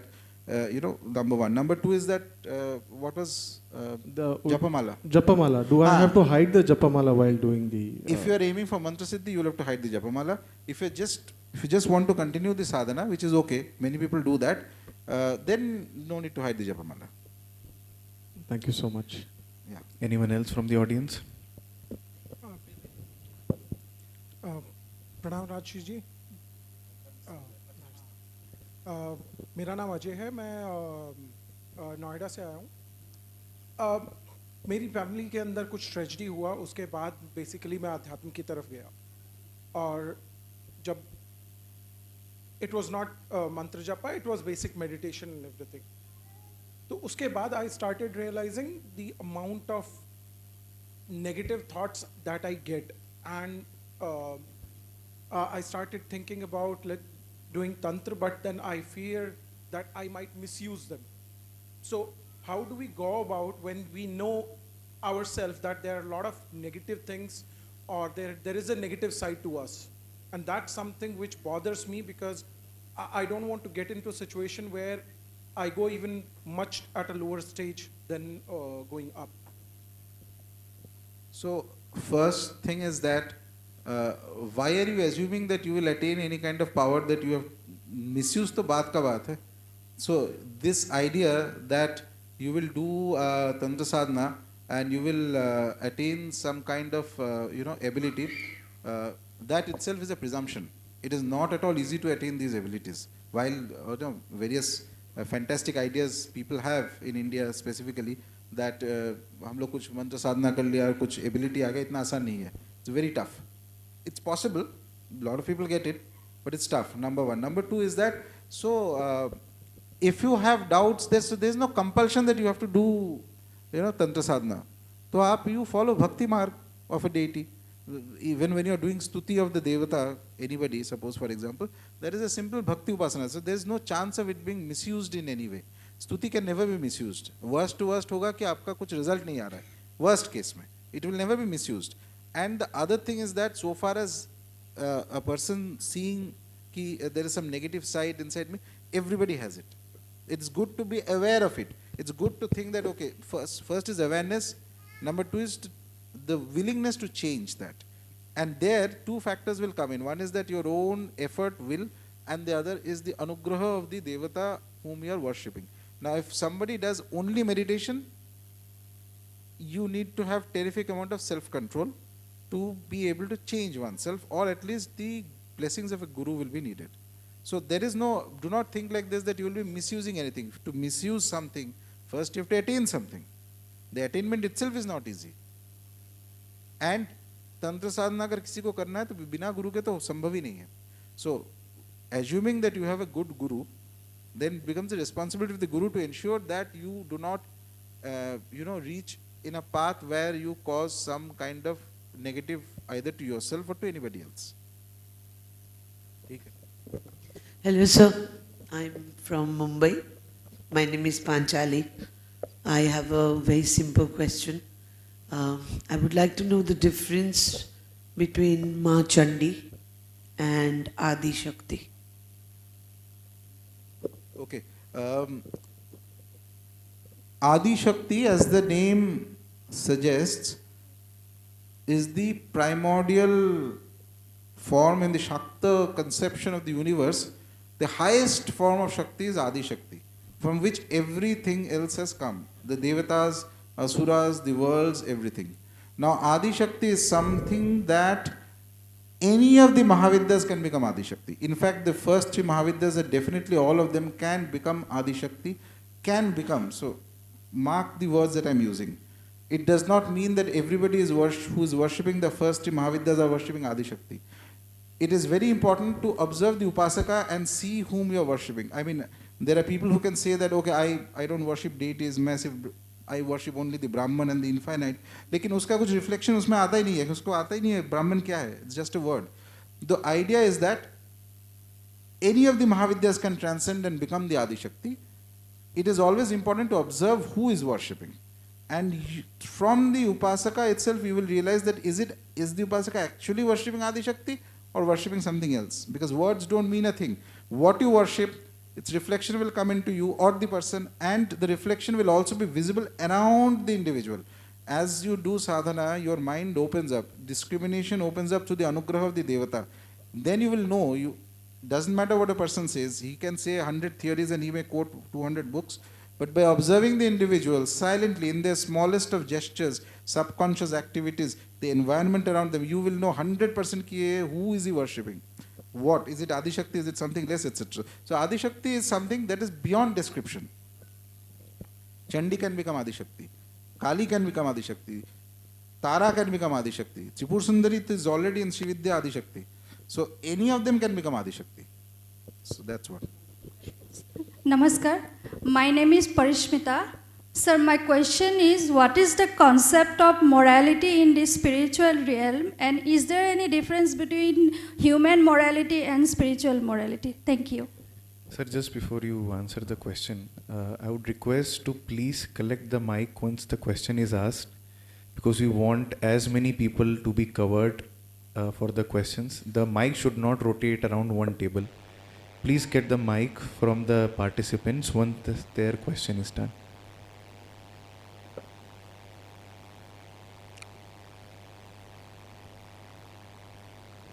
So, okay.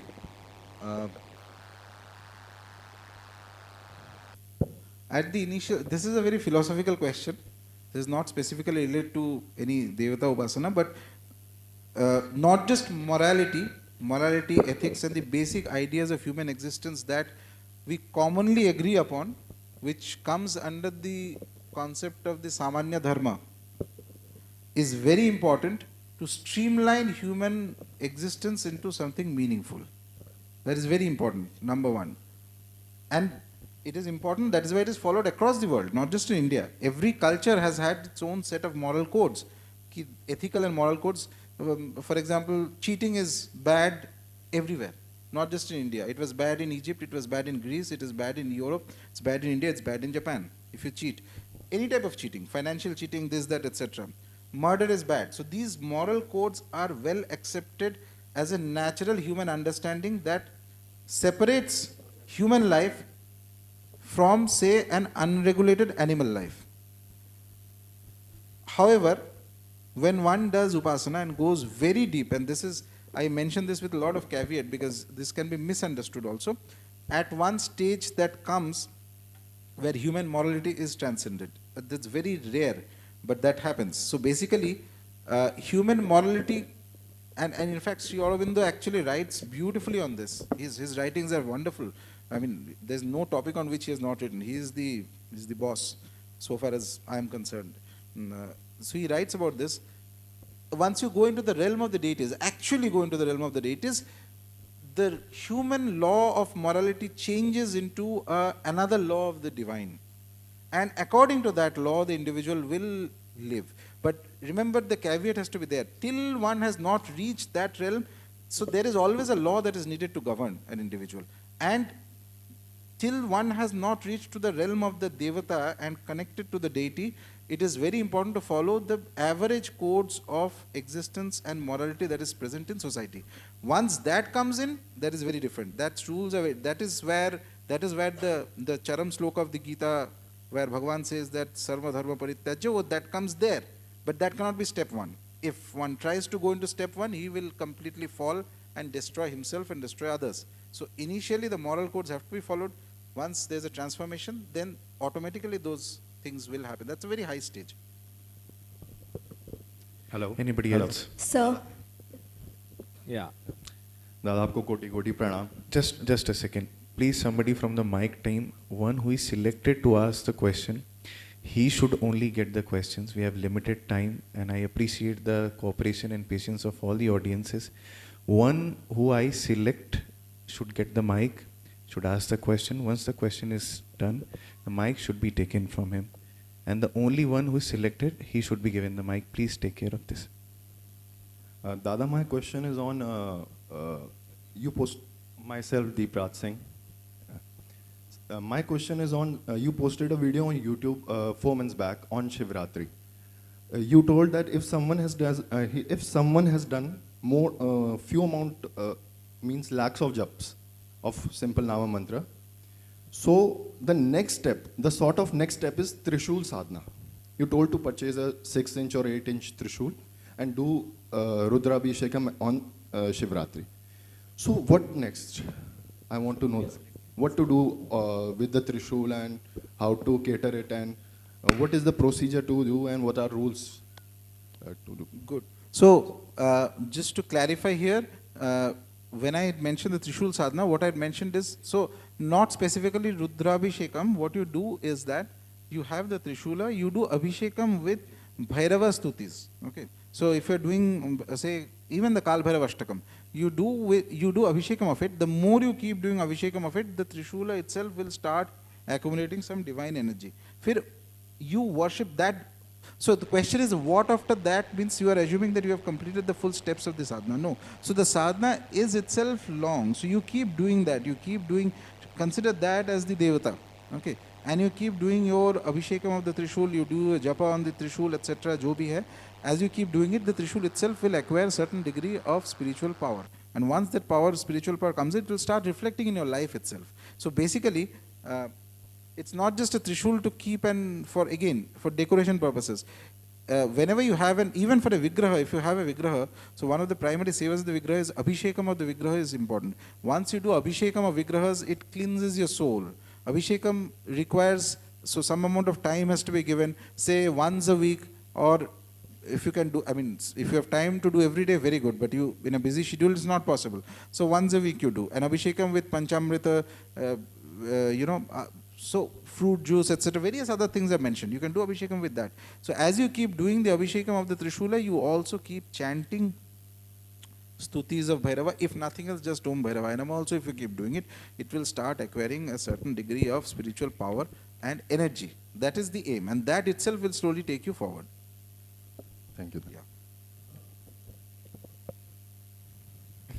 Gentleman in the first row.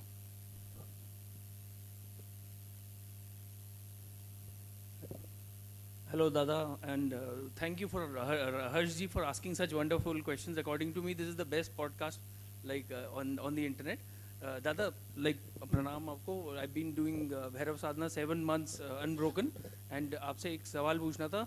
One of your videos mentions that if you look at somebody's hands, even in a group of 100 people, you will be able to tell that that person is meant for Shakti Upasana. I would just like to show my hand if possible. No problem. Thank you. By the way, when I said that, actually when I said that, I didn't mean looking at the palm. Okay. Just this you can make out, but all that is this. अपने आप से होगा बाद में ये सब. It's a different matter. Just so what I mentioned while speaking, for example, I can mention very complicated sadhanas. For example, I mentioned while talking, I mentioned about Kubjika Devi, right? नवात्मन Bhairav. इसका मतलब ये नहीं कि कल एक आजकल तो सब कुछ मिल जाता है. You bring a विग्रह of Kubjika and फिर बस क्या करना है पता नहीं है और फिर 10 पेल करते रहो कि अभी क्या करना है. कुछ नहीं करना है. So do as much as you can do. Just because I say something does not mean it has to be done. If it has to be done, I will tell you clearly this has to be done. And this beautiful principle, by the way, if you those who are interested, our dharma is so vast and fantastic. If you read the methods of the interpretation of the Vedas, that is the most complicated part of the Vedic religion, by the way, if you ask me. Much complicated than even the Vedanta. That is where the real comes in, real analysis comes in, and great masters have done it. So they used to have this rule, from the Jaimini Sutras and their, on the Vyakhyan of that and the analysis of that, how to go about. One rule they used to have in the Vedas, while interpreting the Vedas, how does the Veda become a Paurusha, says that when there is a grammatical injunction or something like a verb there, कि ये चीज़ करना है, सुबह उठ के गायत्री मंत्र जप करना है, do that.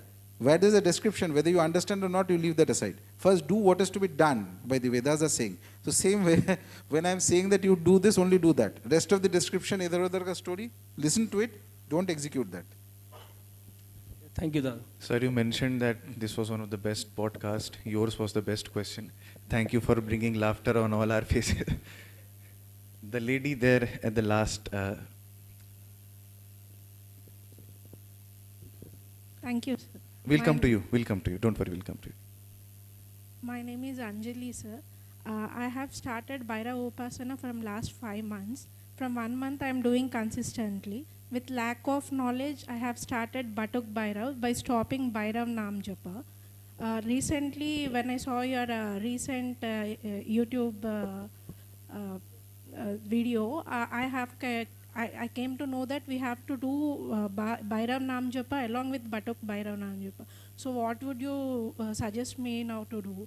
Should I continue both or should I stop Batuk and do only Bhairav? Both.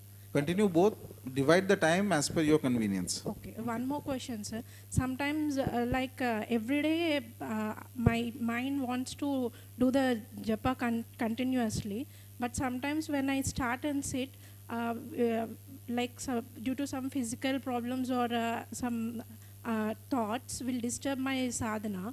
So there are any healing, there are any crystals or any malas which will support and increase our concentration?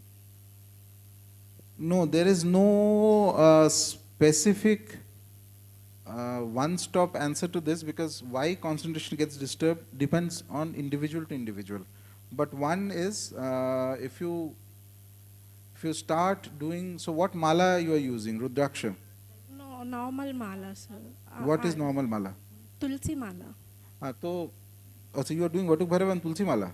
That is very rare. Yeah, that's due to lack of. No, that's okay. There's no problem in not knowing. There's no harm in it also. Okay. It's just that I don't know if it will give a result or not. I have never done it myself, but it's better to start doing get a Sphatik mala, and start doing sadhana with that. And if you think that, and that's a general thing for anybody, if there's a lack of concentration in the mind and the mind gets very disturbed, it's an excellent idea that to worship Lord Shiva on Mondays with Abhishekam.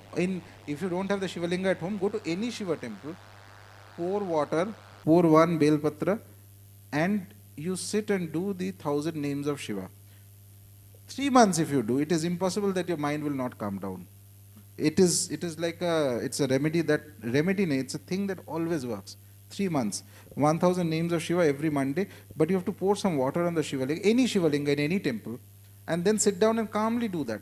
Do it for 3 months, you will see that there's a remarkable change in the mind and thoughts. Thank you, sir. I'm asking about malas because recently I came to know about Karangali mala, which will help increase concentration. Don't go into that right now. That is very powerful. Okay. At the initial stages, don't focus too much into these what mala I'm using and all that. Focus first on doing the japa. Okay. All these have this. All have their own processes and there are various things. So, but main thing is that your japa has to go to a certain depth. Only then what mala you are wearing, what dress you are wearing, which direction you are sitting, all this will make sense after that. Thank you so much. We'll take 2 more questions. I'm really sorry. I see that you have questions. We'll try to come back with another program. Maybe we'll have sir again if he permits with Baba's grace. Good evening, Dada. Sorry, sir. You have not been asked to. No, sorry. I'm sorry. No, please take the mic from the gentleman. Lady, you can give it. Yeah, lady. She yes. only told. Lady, you just next right to her. Yes. That is my brother, so he'll be asking a question on behalf of me. He's like my guru. Thank you. Please ask both. Please ask your question also and his question also. Thank you. So, Dada, this is the family coming from Bangalore. I call this conference as Resurgence. I'll tell you why. I think the last 20 years, I'm sure I've traveled to many, many locations for business meetings, client meetings, to talk about AI and many, many things. I think the first time we all came together to talk about Baba, Bhairab Baba, thank you. Thank you for the influence. That's one. That acknowledgement tells it's just not that's not just my feeling. Everybody here have traveled for something to discover themselves, and I'm glad it is called Resurgence of Sanatana. One. Second reason, today I learned 2 things. One is Purush Charan and Anushtana. I think Google is highly abused. There's so much details that come out. A layman like me does not know what is right, what is wrong. So to this group, Harsh, thanks for putting together such a fantastic event, and you, Dada. I'm sure if this group has traveled all over India to meet you in person, I think there's some sense of seriousness. How can Dada, you and Harsh as a group together help this group of serious seekers to tell us about what is the standard academic test that we should follow when we want to do Anushtana? And what is there a standard text that we should buy or we should seek or go to when we want to do Purush Charan? I am asking this question, maybe all of you are able to relate that, because Google has everything and we are very ignorant. So please help us one step further. How can we come closer to you? How can we become one step Shishyas closer beyond YouTube? And last but not the least, thanks for creating so many Ekalavyas. I'll tell you why. I bumped into your video at one of the lowest phase of my life. And today, about 7 months, I have a daughter who's sitting next to me who's 10-year-old, does not go to bed without doing one mala. And that's the level. So that's the level. I mean, today you're talking about 1 crore mala on a Ashtami, but 1 crore into 10 or 20 is happening, which is not getting recorded. So can you please help us? How can we get closer to what is Anushtana? Is there a standard academic that we can buy? And how do we do Purush Charan? With that, thank you so much for making time for us here. A big round of applause from all of us to you, because this is the last second question for the evening. Before I go into Purush Charan and Anushtana, what you mentioned specifically, my mailbox is permanently flooded, so I just open it to put mails into spam. Most of the time I don't read them because I don't have the bandwidth and the time. But the truth is, and it's since the time this Om Bhairavaya Nama Japa thing started, and it started very casually, by the way. I had no plans that it will go to this. Just an inspiration came. I told a few people around me, let's do it on Ashtamis. Aise karte hain. Then things, one thing led to other, it kept spreading. I have seen enough number of people who have had a similar experience, that they had somehow or the other come to this japa at a time when things were little difficult in their lives, and somehow this acted like a boat to carry them through that phase into something stronger and something more stable, and something which is that, it becomes something very personal. Enough number of times I've seen that. I mean, I have stopped being, feeling wondrous about it also. So let me clarify this very clearly, and I've told this many times. It's wonderful that you think that you are Ekalavya's. I am not a guru. All these things that has happened is entirely because of the will of Bhairava. At best, I have been a medium, and like it feels, you feel that this mantra has changed, many others have changed. Every time I hear this, I feel wondrous, and I feel reverence for Bhairava. If I have to be dishonest, I'll tell that, oh, when I started this, I had full idea कि ऐसे वाला होने वाला. No idea I had, zero. ये आज 1 crore हो रहा है, इसका भी कुछ idea नहीं था. Casually things happened. On its own, organically it spread, which now makes me feel completely, when I sit in meditation, that this is being governed by forces far more powerful, competent and reliable than me, and they will take it to the right conclusion. So इसमें मेरा कोई प्रश्न नहीं है. एक आध 3-4 महीने में एक वीडियो डाल दूंगा बस, things will go on its own. So that's all wonderful. So it is Bhairava who is doing it. It is entirely Bhairava, and not just him. It is the other deities will also come into play. Ma Kamakhya and Matara. These three have made a very fantastic khichdi in India, and there will be lots and lots of people who will keep doing this japa automatically in the coming years. All their powers are involved in this, somehow or the other, in some senses. Now coming to the question of Anushthan and Purushcharana, you can sit down, it's okay. You don't have to keep standing. I mean, Thank you. Yeah. So you won't find any text that defines Anushthan. You will find texts that speak of Purushcharana. There are many tantric texts. This term is used in Tantra Sadhana very widely. Mantra Purushcharana is the term that is used. There are beautiful and powerful texts on Mantra Purushcharana, specifically compiled from all the tantras, but that is not something I would recommend you to read, because tantras are like technical manuals of sadhana. Tantras are not like Puranas. So they will not tell you a story, they will jump straight into the sadhana, that this is the deity, this is the uddhara of the mantra, this is the nyasa, this is this, that, this is how you sit and all that, very technical things. So unless you have a familiarity with that kind of knowledge, it will be difficult to do. Now before going to that, I'll tell you the basic idea of Purushcharana, and this is an important thing I've mentioned earlier also, is the idea of activating the mantra through all the 5 tattvas. So basically what someone does is that you first take a sankalpa. Sankalpa is important. Without sankalpa, the pressure, the reality doesn't hit in. Without sankalpa, you can do as much as you want. But when you're doing a Purushcharana, you have to take a sankalpa. Sankalpa means you tell the devata that I want to do, मुझे 1 lakh, 1.25 lakh का जप किया जाता है. 1.25 lakh means 1.25, because it's assumed that 25% of your japa you did not have concentration. So therefore 1 lakh plus some more extra has to be done. Now while doing that, you already mention and calculate that how many days it will take. Say it may take you and what I'm talking about is a very theoretical level thing. Don't try to imitate this just by hearing what I'm saying. This is for your understanding. Okay. So there are an average competent mantropasak can complete a Trayakshari mantra, 1.25 lakh japa in 5 days, 5 to 6 days. It's possible, not impossible. And I'm saying an average caliber, decent upasaka. So after that, when you do the sankalpa, you have to mention how many days it will take, how much japa you have to do, and etc. all that thing, and why you are doing it. So now, initially you start with this, that I'm doing it for the priti or the anugraha of the devata. So so that the deity is pleased with me. So after you complete the japa, then you do 1/10 of the japa into fire, which is homa. Dashangsh havan, 1/10 of the mantra japa you have done. Then 1/10 of that you have to do tarpana. Then 1/10 of that you have to do marjana. Marjana, abhishekam. Abhishekam, that there are some small changes in that.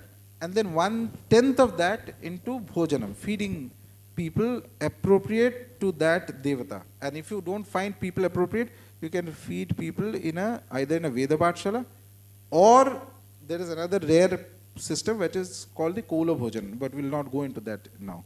So once this whole process is done, the mantra gets working through first when you're doing japa, it is the Vayu Tattva, because you are constantly chanting it, right? Then it goes through the Agni Tattva, then it will go through the Jal Tattva, Prithvi Tattva, and finally the Bhojan is mandatory because it eliminates any doshas while you are doing the sadhana. If you had incurred any kind of errors, any mistakes, feeding specific people, and if nothing else, you feed in South.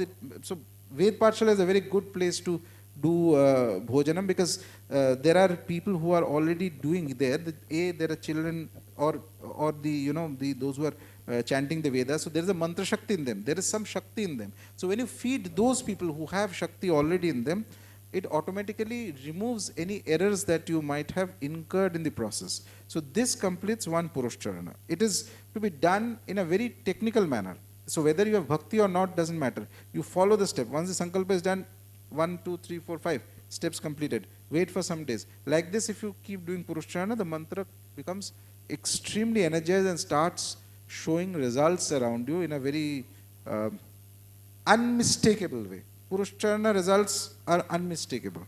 You will have no doubts after that. But just by hearing what I said, you cannot replicate that. Maybe in coming times I'll ask my team to prepare certain documents for smaller anushtanas. There are some people whom they're not really my disciples or anything. They do sadhanas, sometimes I guide them. So they do anushtanas and all that. Maybe we'll prepare some documents and we'll see for larger people. But anushtana is to be tried only when you have done the sadhana for some period of time. It's not like you on day one you start an anushtana. Anushtana is the shorter version of a Purushcharana. A Purushcharana is technically 1.25 lakh jap, minimum. And beyond that also, you can keep doing more and more as you want. And anushtana can be smaller one also. Say there are certain Nath Sampradayas where they do laghu anushtan, smaller anushtan. Instead of 1 lakh, they will say for once there's some matter was going on, so I needed to do a Vatuk Bhairava laghu anushtan.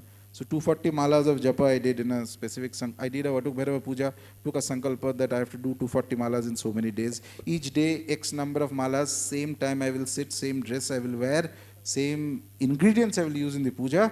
Then the anushtan, the japa gets over, do a puja of Vatuk Bhairava, do 1/10 homa. 1/10 homa is 24 malas, 1/10 of 240. Then do tarpan, marjan, bhojan, etc. Everything.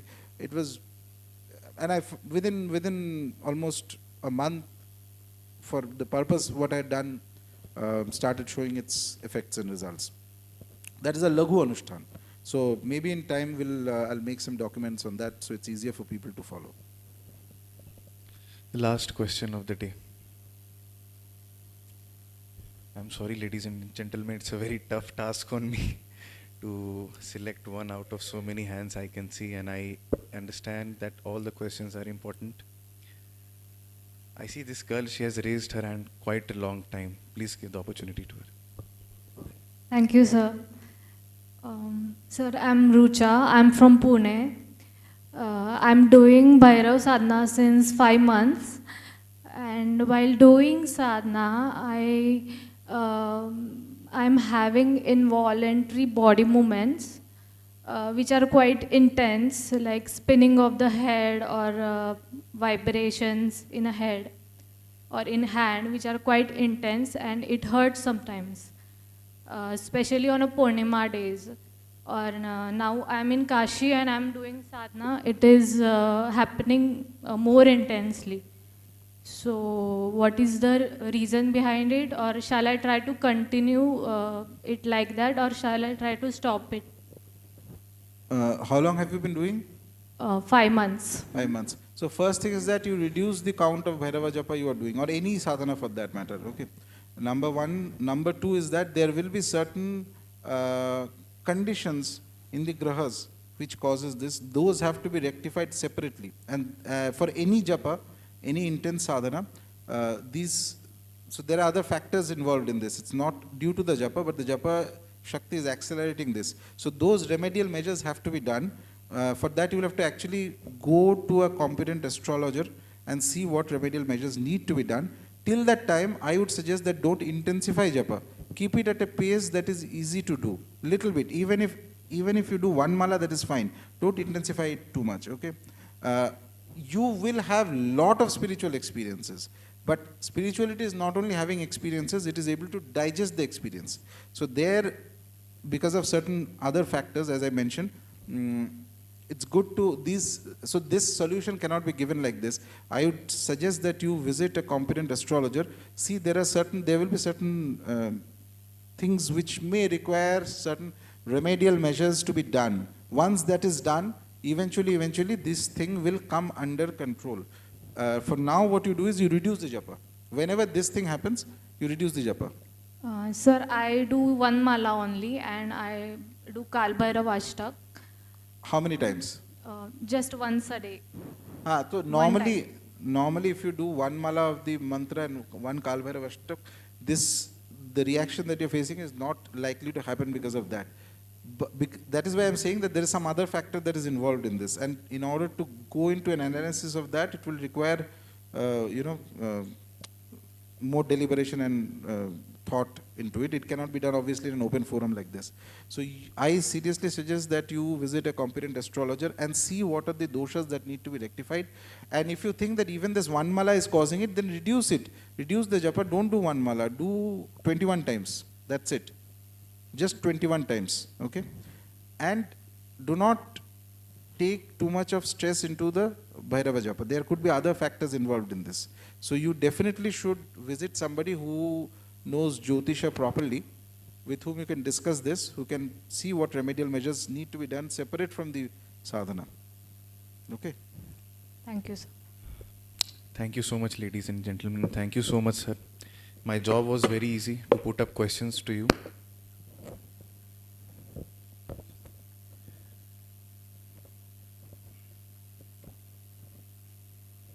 My job was very easy to ask or shoot questions at you. But you have explained them in the most beautiful way, and I'm very much sure that this entire discussion and conversation, it will help out a lot of people. In fact, even if one person is benefited out of it, the entire program is success for me.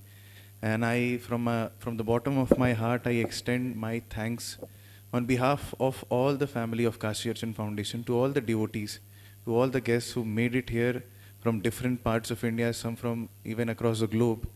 Thank you so much for taking out the time and coming to this event, which was just based on a common and a very notional and a very devotional theme of Devata Anubhuti, a common sankalp of Devata Anubhuti, which was there instilled in the minds and hearts of all those people who made it here. Thank you so much to everyone. Thank you. A formal thank you is needed to the entire team, staff, cameramen, all those who've been behind this event and have helped in this smooth conduct of all the operations here. My sincere gratitude and thanks to everyone. One of the takeaways for me from this conversation was the gentleman mentioned that the 10-year-old girl does not go to sleep without doing the Om Bhairavaya Namah. I was also very touched when I heard it for the first time. And also the initial performance of the Kal Bhairavashtakam by the young boy today also touched my heart. And I believe that this conversation will go to a lot of young minds, young people who are needed to be aware and encouraged about our Sanatan Dharma, our traditional roots, and be in this spiritually enlightened land as the most important and most powerful assets, the youth, which is the asset, the most important asset for our Sanatan Dharma, which can propel and take our ethos to next generation even more beautifully than received by us. In this note, sir, I would request if you can facilitate the boy who performed the Kal Bhairavashtakam with a small memento.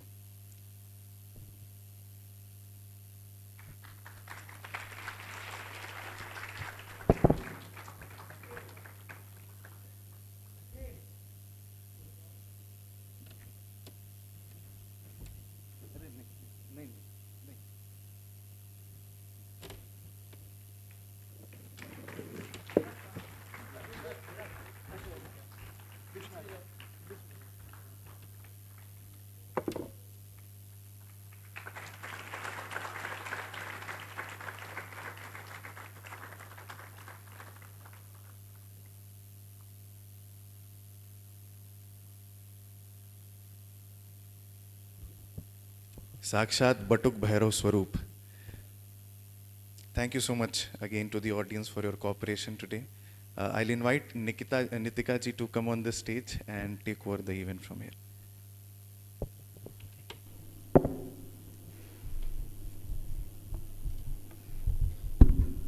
It was indeed an enlightening experience here. Thank you, sir, for providing us solutions to the questions on our quest to divine, and thank you, Harshji, for making it possible for us. This event of Devata Anubhuti has been sponsored by Kashi Arjan Foundation. There are brochures provided on your tables where various activities are enlisted taken up by Kashi Arjan Foundation. If you wish to make a voluntary donation or contribute to their cause, kindly refer to the backside of the brochures. There are help desks outside where our volunteers are eager to help you. Please make sure to join us for dinner before leaving. Wishing you all a blissful journey for the Devta Anubhuti, and may we all join our hands and efforts for Dharm Raksha taken up by Kamakhya Bhairav Foundation, initiated by Rajarshi Nandi sir. Thank you so much for joining us today. Har Har Mahadev. Namah Parvati Pate Har Har Mahadev.